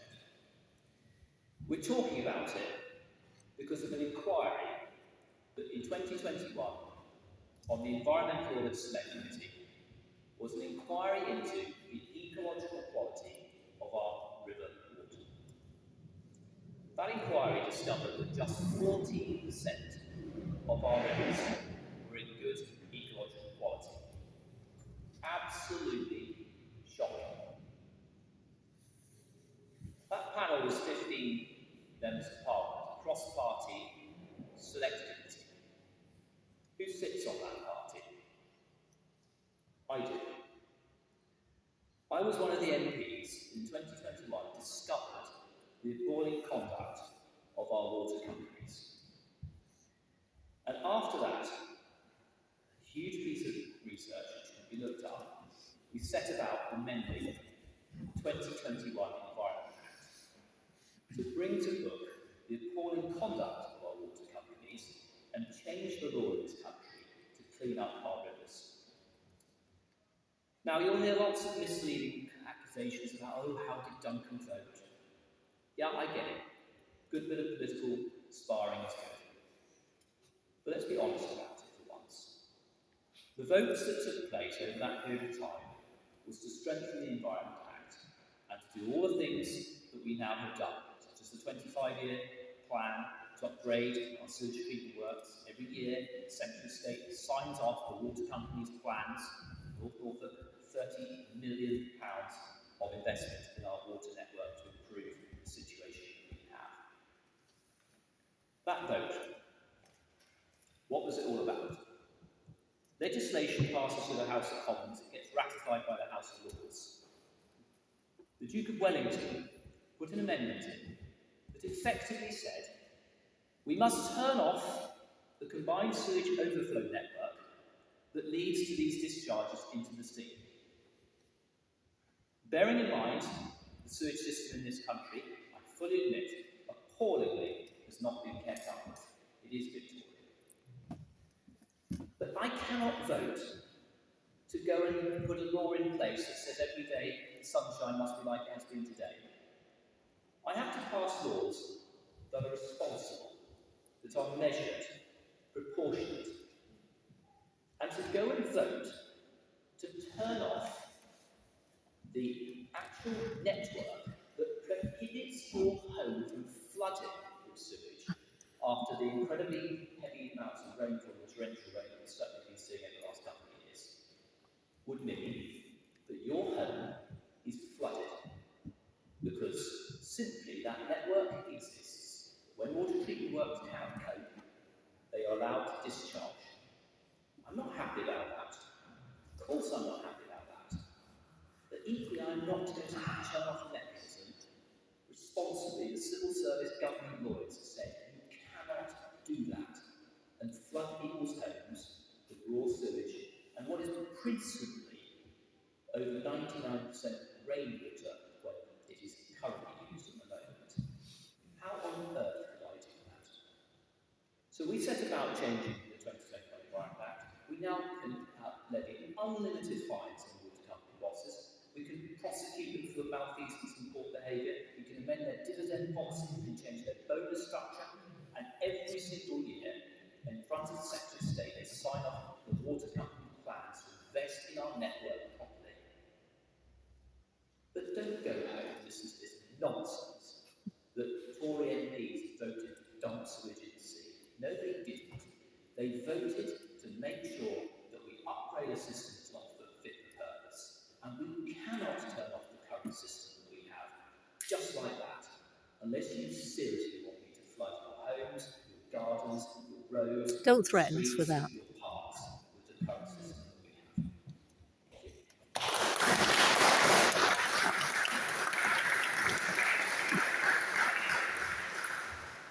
Water's been privatised for 32 years, and in that time, 78 billion has been paid to shareholders. It's an absolute scandal. This is what happens when you take something that is essential to life, water, out of the hands of us and gives it to corporations who care not a jot about how much pollution they cause. It's just a commercial extra that they have to cost. It's utterly amazing to me that anything as important as water could ever have been given into private hands. The Green Party absolutely would take all water companies back into public ownership and invest a lot of money that we have invested for to improve the network, which has been, that's where that £78 billion spent on improving the network, what a difference that would have made. They even are discharging water on dry days, days when there has not been excessive rainfall. It is because to send the money to, and most of these shareholders are not even British companies. I think someone said that their Canadian aunt, who was a pensioner with the Canadian government, loved the fact that our water was privatised because it's what kept her paychecks coming in every week. So we can take it back. It will not hurt any British companies. And it's one of the things that breaks my heart, that we as a country think that that was ever a good thing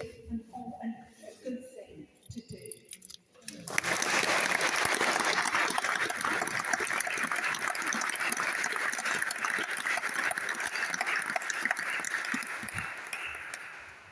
Just lately, I have found myself shouting at the television. If I want to see a doctor, I can wait 3 or 4 weeks. If I want dental help, I have to pay for it. If I need social services, there is no phone number to use. Then, of course, there's pharmacy first, but there are no pharmacists here, and it's hard to get the drugs. How are you going to help us on these issues in North Norfolk, please? Well, we're certainly different from, well, I say reform is certainly different from peers here.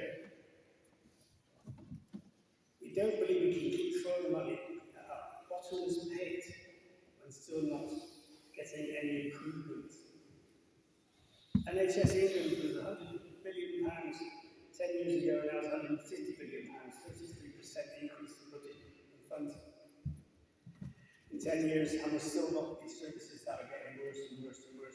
I could bang on about immigration. I also do believe supply and demand aspects that's affecting us, but that's not the key component in my opinion. And indeed, from reformers' perspective, that's not the key component. It's management.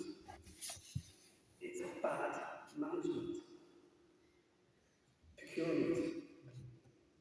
No audits on how we are procuring our services within the NHS.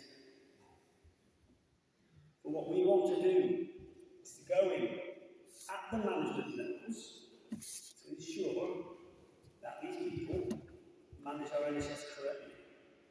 Take their money from the back door, put it in the front door, where the ground troops, the nurses, doctors, etc. looked after. And indeed dentists We decided to leave the European Union in 2016. It takes 7 years for a GP, 5 years for a dentist. Anybody with an ounce of common sense would have said at that time to permeate through by the completion of Article 50, we should start to train these people now. We've relied on open door, easy migration. We've not trained our own people up because it's costs less to get them from abroad. That's the reasons why it costs less. We don't have to train them in-house. This is why we're failing now, because we didn't have the resource management at that time when we left the European Union. So our policy is now to fully engage. Yes, keep the door open for the medical staff we require from abroad. But from now, 0 dot is to train our own people first. We've got caps on how many doctors we can train in this country. Caps. Yet, you can get as many as you like from abroad. Where's the sense in that? First and foremost, so our own people now, yes, get the needs we have, but start to permeate them through, filter them through, and in 5 or 6 years, we should be coming through the other side.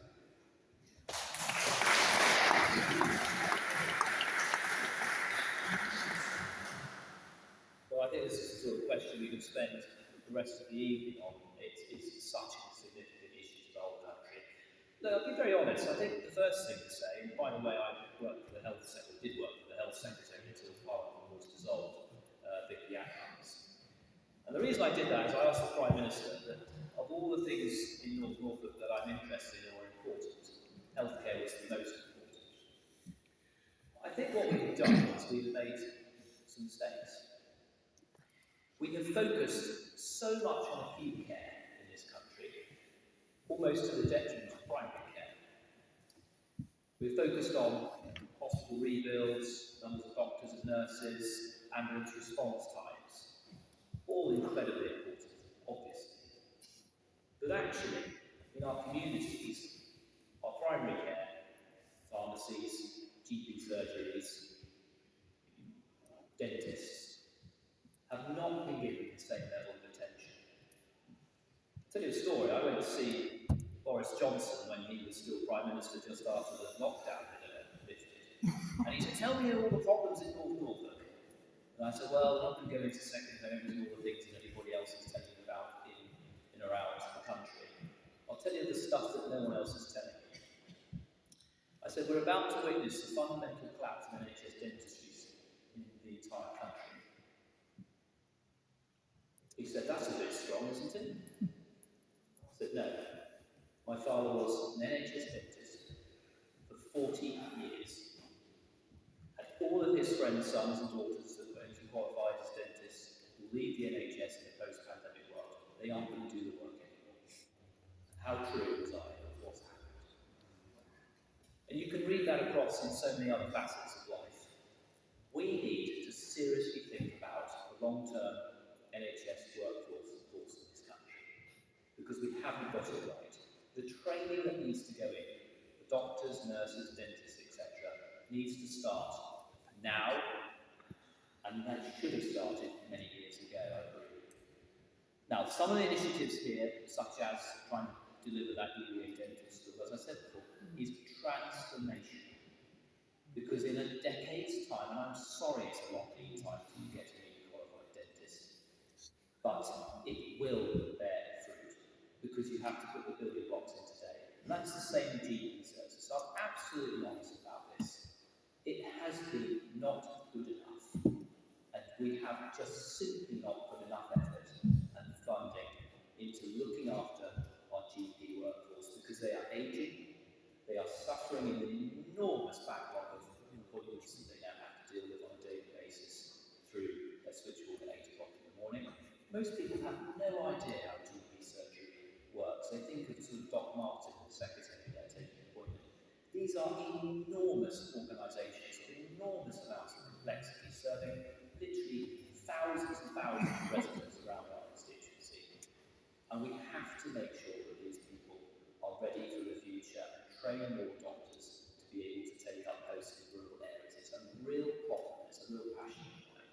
So it's a wonderful question that was asked, but it's about training, it's about funding, and it's about specifically getting people into rural areas, which we really, really struggle to do at the moment.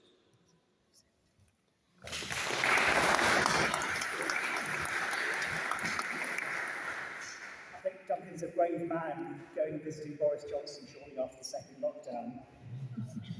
I know that fatigue is probably setting in. You've heard a lot from us this evening. I won't repeat the specific things that I said in my opening remarks about the health service.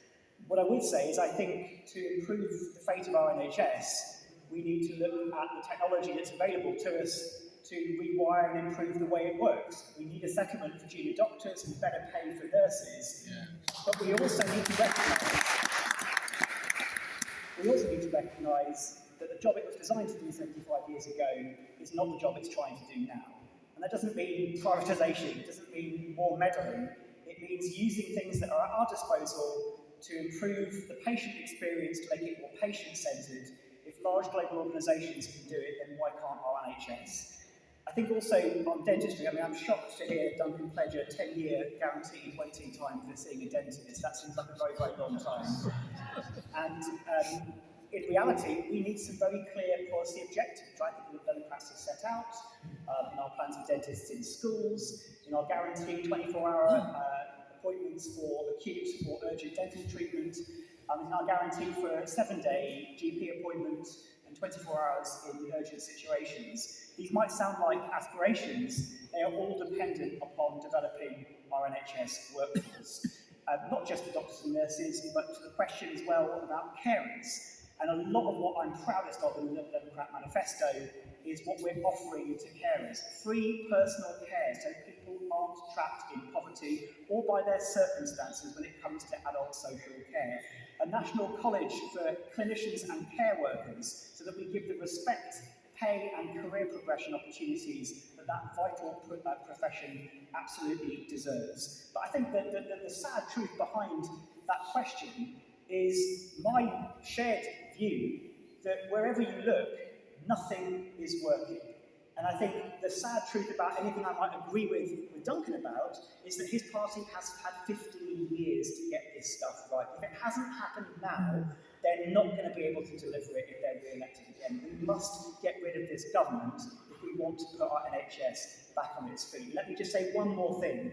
When Sir Norman Lamb pledged to try and bring mental health to the same level of parity as physical health, I don't think what he meant was to wait until physical health had dropped down to the same unacceptable level as mental health services have.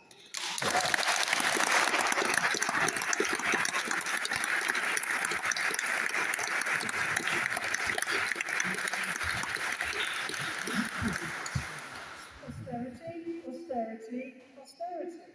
This is the service has been chronically underfunded for years. Some of these solutions have been to bring in the private sector, and of course the private sector equals they want to make a profit. So everything becomes more expensive. We cannot go down the American route, where people, and I personally, as a young woman, went to America and was talking to someone who had a permanent disablement because they couldn't afford to go and get their arms set. Is this what we want? The Green Party will devote an awful lot of money that we'll raise through taxing the wealthy towards the National Health Service. And it seems odd to me that the Prime Minister at the time had no idea that the system on how dentists are paid meant that the dentists were not paid as much as it cost to provide the service. It wouldn't have been, and he just didn't know that. So, all of these the dentists, the doctors, they all need serious amounts of money invested in them. It's something that is vitally important to all of us. We're all going to be ill at some point or other. We're all going to need the help. It just is something that is an absolute priority for the Green Party.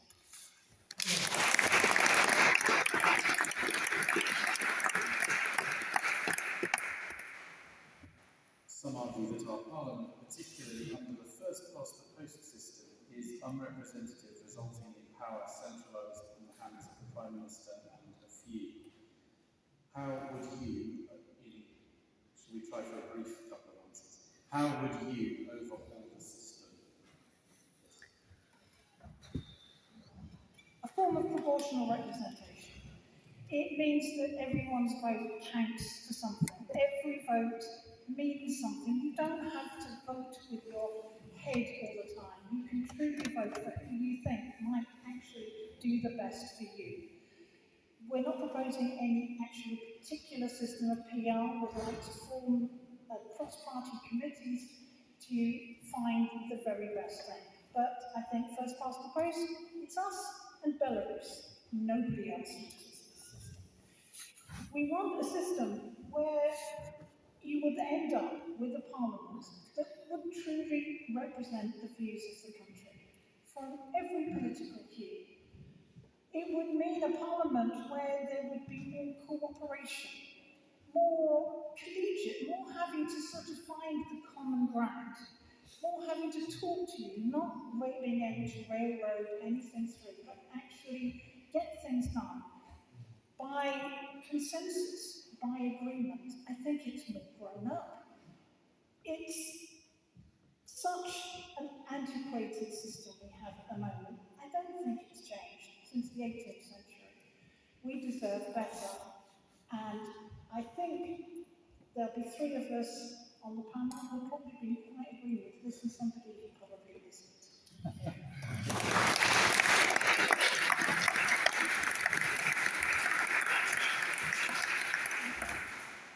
So just in case you don't know what voting reform is all about, I don't mean voting reform, I mean changing the voting system. At the moment, each constituency selects its MP based upon the one person that gets the most votes. And then the parliament is made up by the party that gets the most seats. Sounds straightforward. In reality, it can mean that the party that ends up forming a government actually has fewer votes than the party that ends up in opposition, because of the distribution of where those votes actually are. And it's put us in a situation where, frankly, I'm not going to try and dress this up, it's going to be me or Duncan as your next MP. And we get accused of being the wasted vote option in other parts of the country, but we would continue to campaign to change the voting system so that every vote matters. I think, incidentally, the myth that first past the post delivers strong majorities, that deliver strong governments, has been fully busted by the last 5 years. All prime ministers who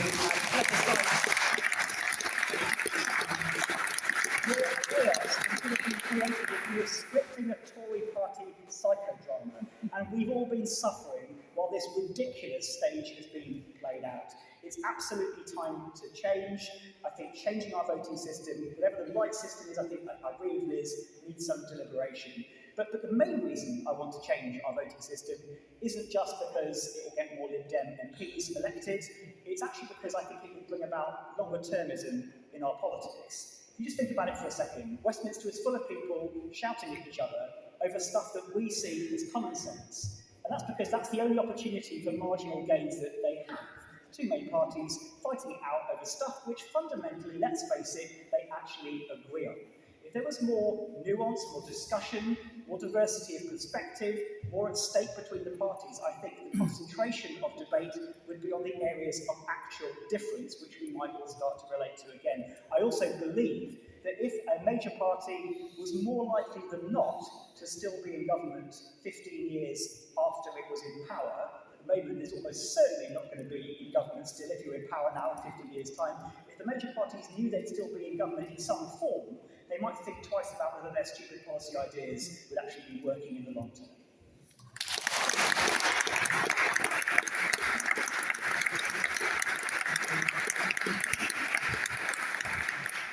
Well, I'll give you an answer that's going to surprise you a little bit. I don't think any political system around the world works perfectly. Let's be honest about it. Even in our country, it's not perfect. We often get told that we live in the mother of all democracies. I think it's probably better than a lot of countries around the world. I think you can see evidence of that very much as we've talked about the geopolitical situation in many other parts of the world. But look, in this country, we we make far too many decisions of short term. I can say that for a business that's 250 years old. We don't plan for the future. So actually, you might be surprised for me to say that whilst I'm not in total agreement with what's been said before, I don't think any political system is perfect. But do I think that proportional representation is the answer? That's a whole other question. Because look at the evidence.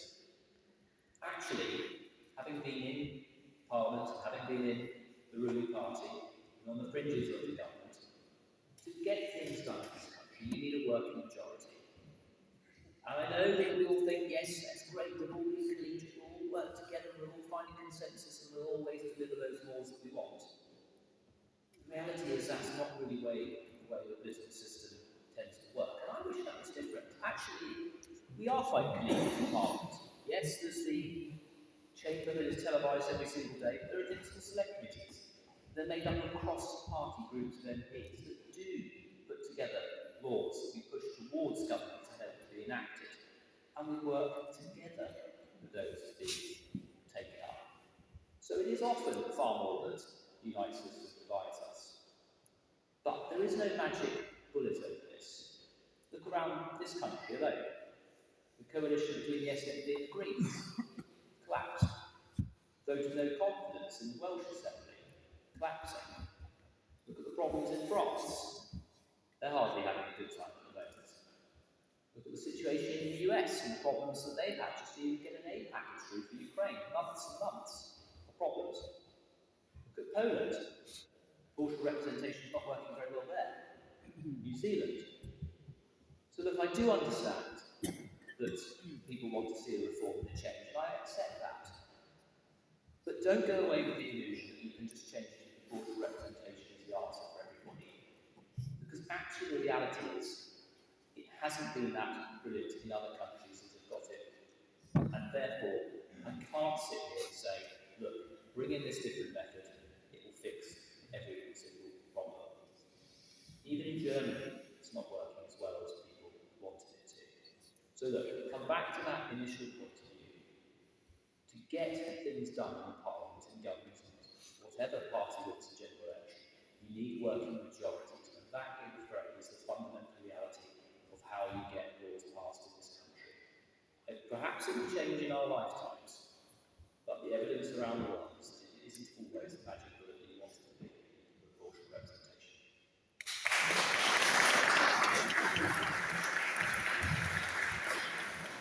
Of course, the Tories and Labour wrote Churches wrote for Christmas. It's pretty much understand. The working majority represents only the voting minority. 150 years ago, two-party state, of course, first past the post was ideal. And now we have a multi-party state. I said at the beginning I'm a Democrat. 2015, UKIP got 4 million votes, 1 seat. The Greens got 1.1 million votes, which predominantly is the young, who are the ones who are feeling most disenfranchised on politics at the moment. 1 seat. The SNP, 1.3 million votes, 56 seats. None of that makes sense in this multi-party state. It really doesn't. The duopoly has to answer some fundamental questions, because this next general election will identify the divisions in this country more than ever, especially from a reform perspective. If we get 5 or 6 million votes and return 3 or 4 MPs, that will be a violation to who we are as a nation. Whether you agree with reform or not, as a Democrat, that really is an abomination. But to work hand in hand with a fully effective House of Commons under a proportional representation has to be an effective elected House of Lords. The current system under the House of Lords needs to go. Power needs to come back to the people, back to the districts, back to the locals. And then proportional representation will work in a true democratic state.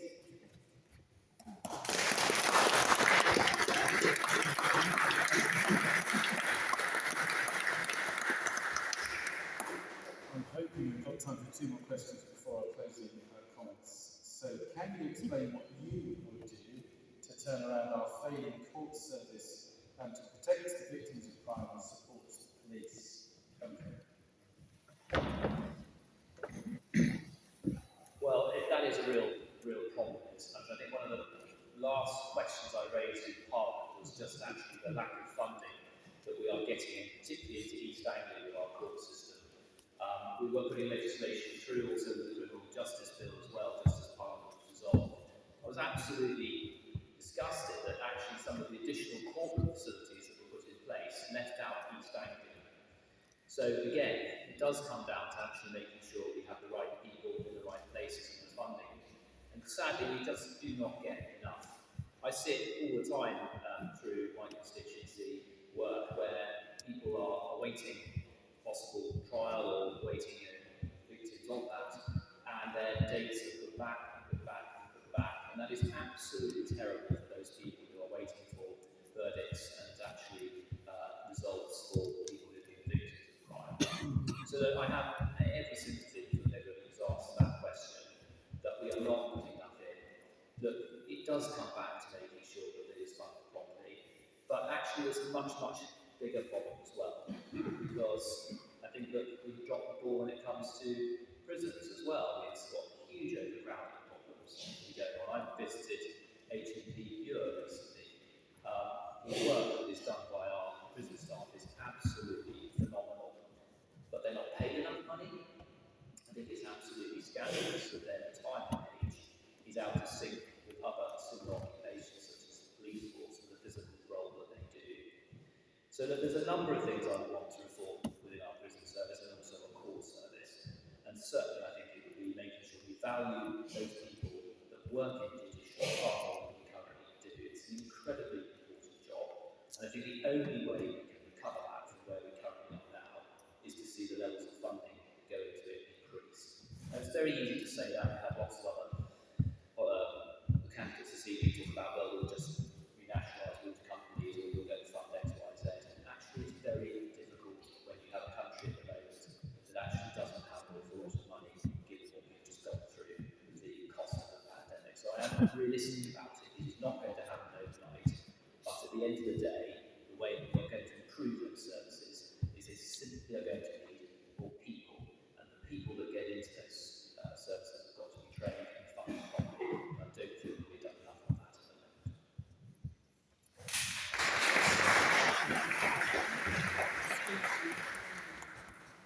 Yes, it's about funding, of course, and the criminal justice budget has been static for the past 10 years at £10 billion. We want to raise that to £12 billion to ensure we have a higher calibre of staff, to improve local magistrates and to reduce the case backlog. But we also, it's not just about money, again, it comes about firm action. With our policing, to deal with crime in its capacity as we're experiencing in life crime, and indeed crime as a whole in this country. We're not dealing with it correctly. We need 10,000 more detention places. We need to be hard on crime. That creates that deterrent. That will help reduce criminals and the backlog. We need to have a zero tolerance for police inaction, clamp down on all crime and antisocial behaviour. Prison for violent crimes and possessing of a knife and drug dealing. Zero tolerance. We're going down. 10,000 more places that you will see a drop in criminal and the backlog in crime.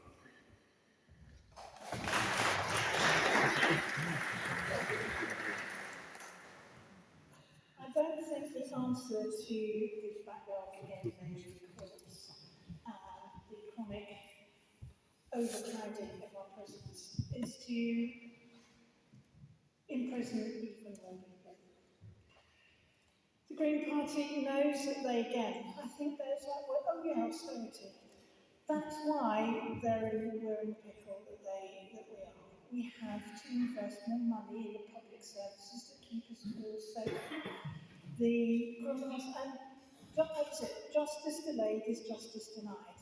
To have people sitting on remand for years who might well be innocent, they might be found innocent, but will have spent months and years waiting for this. It's simply not fair. That could be you in that situation. We will devote some money to restoring the actual physical buildings, to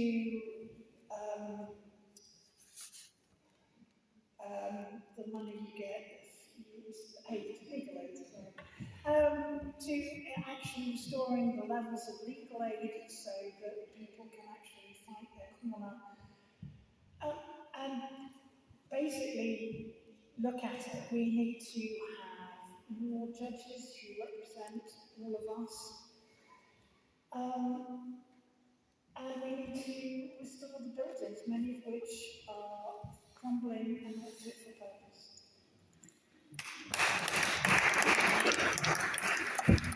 Thanks for the question.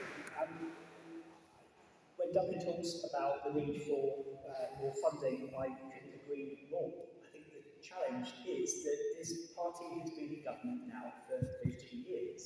And we are here, where we are, as a result of political choices and political priorities. And for the last 5 years, most of what's been going on has been shrouded in a distraction of internecine warfare amongst the Tory party, blaming everything we're suffering from on just stop oil, migrants, refugees and asylum seekers. This distraction has got to end. And when people come to me with casework, and I already get a lot of casework as a county councillor and as a prospective MP, I am absolutely horrified by some of the stories of injustice in our court system. I think the question was specifically about the court system and supporting victims of crime rather than the penal system and how we punish crime, so I'll stick to that.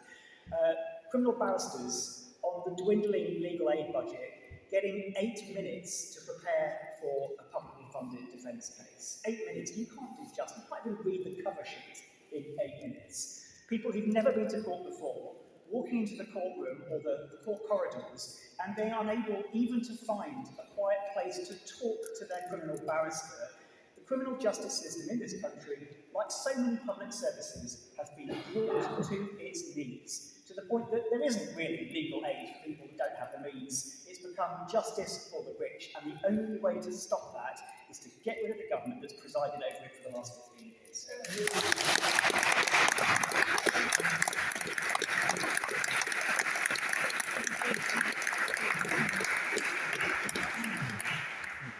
The last question before our closing statements. What are your most significant, do you think, 3 personal values, and how will they shape and impact the work you do?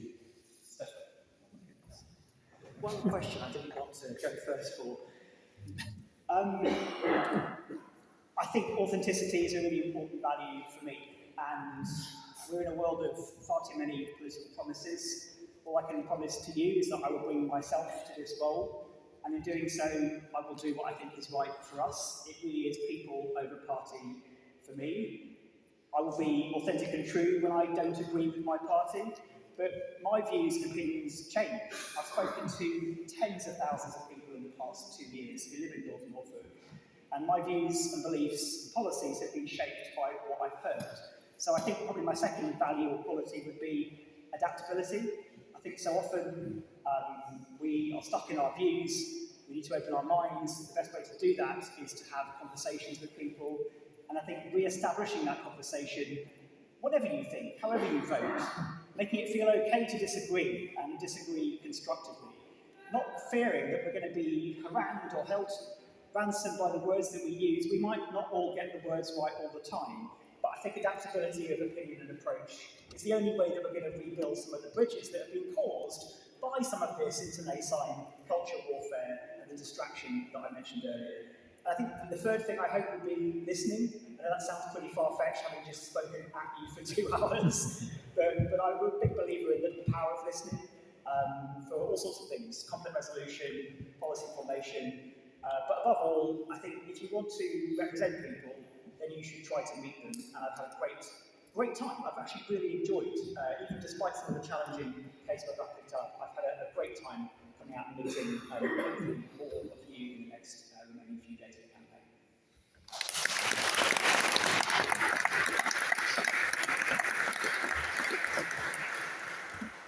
I think empathy is probably the most important quality in any human being. If you can empathise with anyone you meet, if you can put your feet in their shoes and walk that mile, you can understand what they need. So empathy, it's very difficult to be unpleasant and unkind if you fundamentally empathise with the person.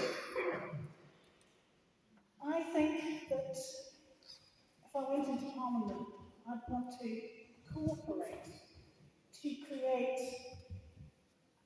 get things done. The only way you can get things done is by finding people that you can work with. And finally, I think compassion. Compassion for our fellow humans, for everyone in the world, for the animals that we live with, for the animals in the natural world. If you can feel for them, then I think you can bring that love that we all actually need more than anything else.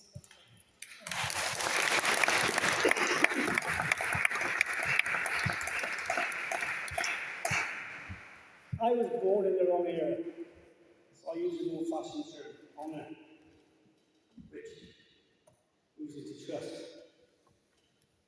People in my circle generally trust me. I stand by my word and I stand by my honour. My management skills, which I've learned over the years, over 30 years working in the armed forces and the oil and gas industry, fiscal responsibility, to be able to manage this, what I believe, this managed society at present, and my discipline. And finally, I'd say my commitment, not just to North but for Britain, to British people. I love my country. And that is my drive. I despair when I see this country in the state it is at the moment. And we see poverty on our streets.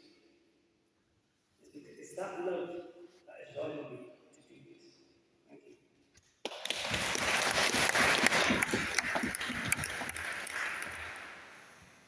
It's a difficulty going last to not use any of the adjectives that have been used by everybody else, so I'll have a go. Listen, whoever becomes a member of Parliament in a few weeks' time, I'll say this to all the other candidates, this job will eat you. It is absolutely tireless if you care about it and work as hard as you possibly can. So look, the first thing I would say is absolute honesty. People often think their members of Parliament are wizards, they can just magic away a problem. Be honest, you can't always do that. You can't always solve every single person's problem. Often you're a conduit. Often you're a door. When nobody else will help someone, they come to you, and you open that door and can help them. So I think be absolutely honest, and I think whatever people think, I've tried as hard as I can to always be as honest as I possibly can to help everybody who's come through my door. I think the other thing is kindness. If you don't care about people, leave the stage now. Because you do this role, hopefully, for the right reasons, that you care about people. And as I said before, people will come to you, no matter how small or large that problem is. It might be relatively, what you could consider, insignificant. I can't get my COVID jab that quickly done. When can you get my bus pass? Or it could be someone about to be made homeless in 48 hours. My mantra is you treat every single person equally with the same level of kindness because they come to you, because they're desperate and they need you. And the last thing I would say is, to do this job, you need determination. Because things will not always go right. You will not be able to walk into a minister's office and say, please may I have £4 million to build the sharing roundabout? Please may I have £2 million to build a dentistry school? Can I have this, that and the other? It takes dogged determination, pushing and pushing and pushing, and not being fobbed off, and making sure you're at the top of the pile, and sometimes being an absolute pain in the neck to get what you want. So you have to have absolute determination to make sure that what you're doing will help benefit those residents that you're serving. So for me, honesty, kindness, and a heck of a lot of determination.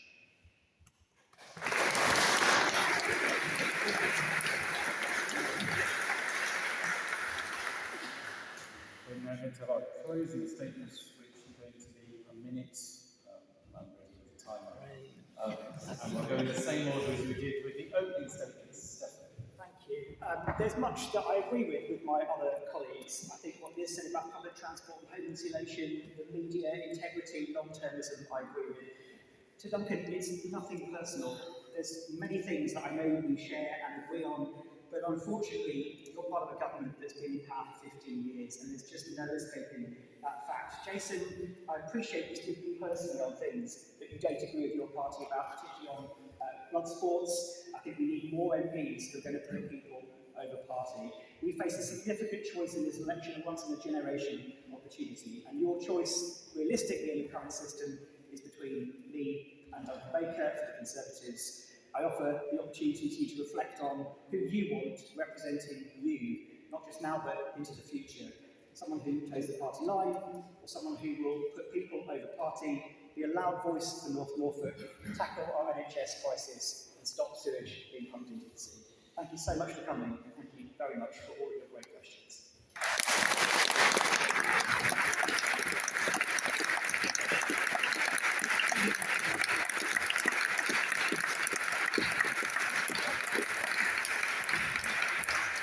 Well, look, thank you very much for all coming. That's the first thing to say.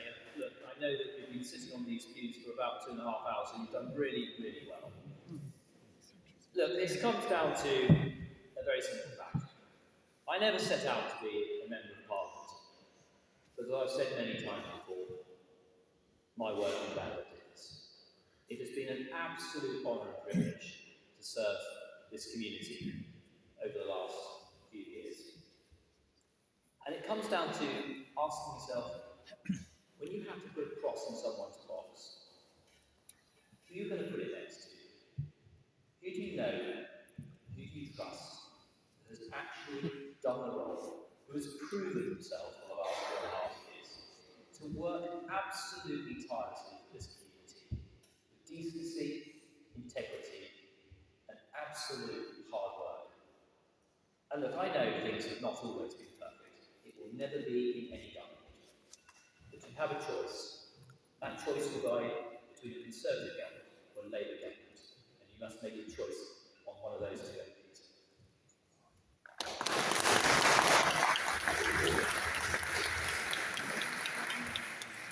This general election is taking place during an ongoing cost of living crisis in an increasingly volatile world. No wonder so many of us feel anxious and we lose hope for the future.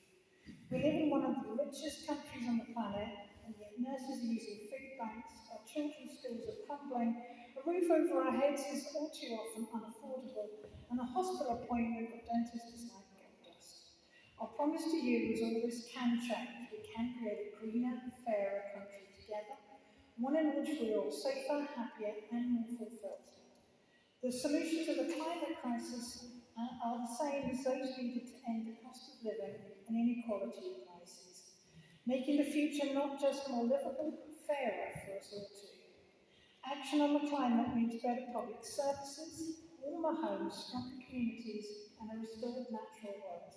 Voting Green is your way of showing you believe in our shared future. We believe that our ambitious plans are not just possible, but essential.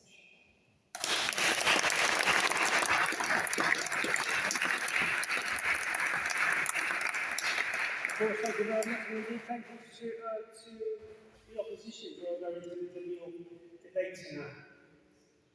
To be our MP, I want to offer you a message of positivity, a message of hope, to release you from the burdens of this day, for you to be able to control your own lives, to be able to speak freely. I will serve you, I will serve all our local communities. I will ensure we invest in our agricultural and fisheries that surround us on a day-to-day, which have been neglected. I will serve the local people and ensure that local people come first, but not ignoring the compassions that are required. Final statement, as I said before, is not anti-them, it's just pro-us.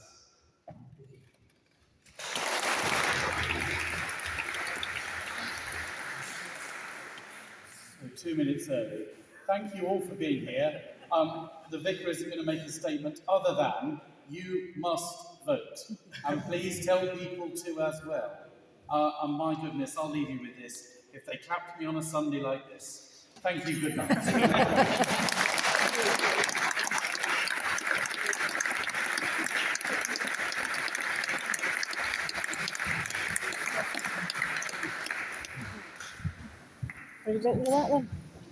What did you reckon to that then? Sorry? What did you reckon to that then? Sorry? Open and shut case. You know. Well, it is for me. That is for me. It is for you. Yeah. I'm going to have. Trust, are you? Am I what? Sorry? National Trust. Yeah. No, it's just a fleece to me. It's just a fleece. Yeah. I see. Yeah. No, my wife worked in National Trust. She was a chef. Sorry, I wasn't here in that. Okay. So I take it And then who are you going to support? The one with passion. No, I just We're on the same page. Yeah. Sunday morning just to annoy you. Yeah. I might get kicked out. Yeah, I felt a bit threatened at one point with flooding our homes because it's like you don't do that. You don't. It's not the way. But he's got good passion about him. Yeah, And I think that's what's needed. yeah, absolutely. Oh, and I've got to try and get up now. I know. It's going to be an interesting challenge. Oh, good turnout though. Yeah. Yes. Good turnout. Good turnout.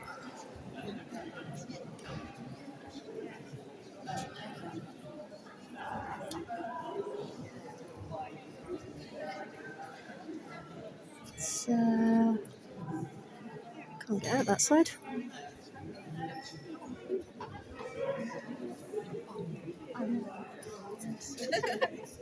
Are you still filming? I am still filming. Well, Sorry? were you filming? I'm still filming, just getting the gist of everything. How did you feel when? I'm afraid I've lived it. I am now. I definitely have been thoroughly persuaded. Yeah. So I think it's very authentic. He's got passion. He's got determination. He's got a bit of anger there as well, and it's like, you know. Take a night tonight. Not really good, eh? Which bit? No. Well, the Macmillan nurse bit in the coma hospital. Yes. They closed it down. I know this because my sister's just died. Right. And I took them. They bloody closed it down. They are now opening it again with limited funds. Sorry, Yeah. and why he says they really annoys me. Yeah. Everything's short term, isn't it? Well, apart from dentistry. But it's not. By the time that 10 years is out, we'll all be on insurance like the Americans, so we probably will get dentistry anyway. Of course it is. I could show you something that would shock you. Oh God. Yes, yeah, great. Nice to meet you. I know. What did you think of that then? It has. It was dreadful when we got there on Thursday. Made your mind It was up? really bad. Yes, Flooding. well, I'm a Liberal Democrat. I am now. Oh, excellent. Yes. Were you here to film it, or what? I'm YouTubing North Walsham and okay. the community and politics. Yeah, fantastic. So yeah, Steph's great. I mean, he's a fantastic MP. I've questioned him many a time today, and I had a quick interview with him this afternoon. Oh, as well, okay, what so. for your thing? Yes, Yeah, good. YouTube. Oh, good for you. Thank you. Look forward to seeing it. If you go to YouTube, just type in North Walsham. I'm sure that'll come up. Fantastic. Lovely. Yeah. Now,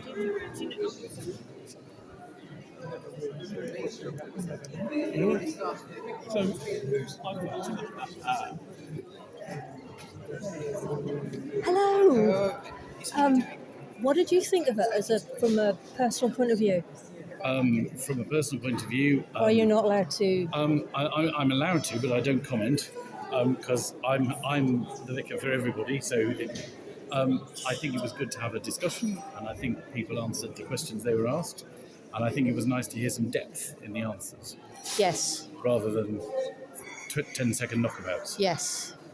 And laughter as well. which is always good.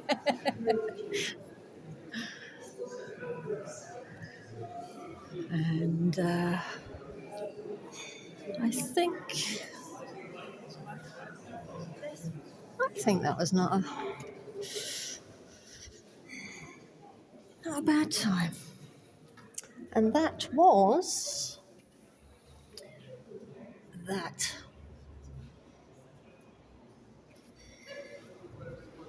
So, let's see how the general election go. Cheerio for now.